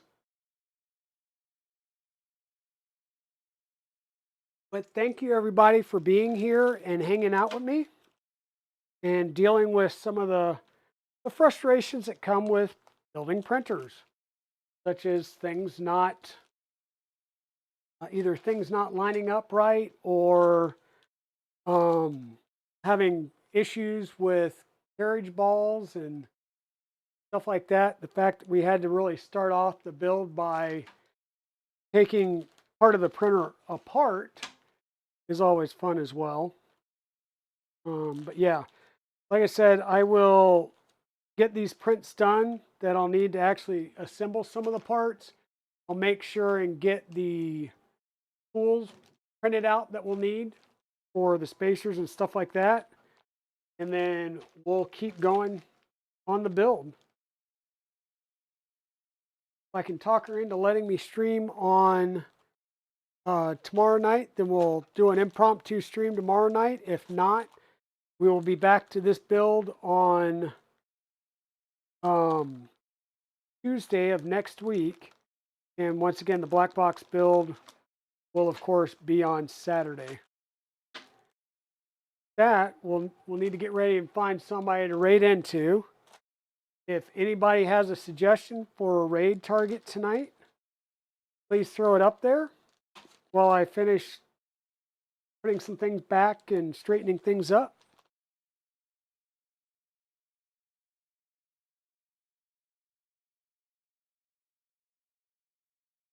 Really was hopeful to get into, get the Z-axis fully done.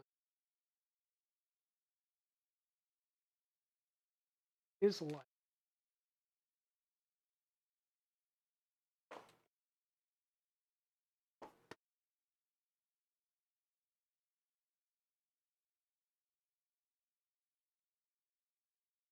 There, this goes here.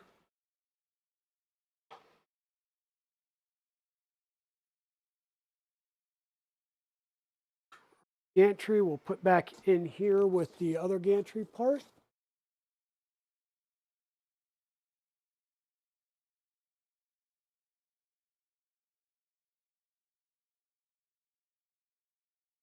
box back up. What do we want to do here? This back in here. Throw these back where the frame was.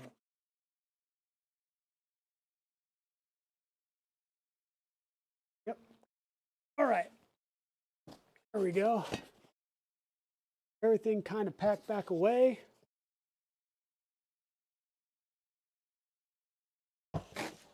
Boy. There we go. VzBot kind of put away so that we can swap over to Black Box on Friday if we don't get to work again on this tomorrow night. Big Jano is on. Awesome. We can go over to Jano. And has he started marble races yet?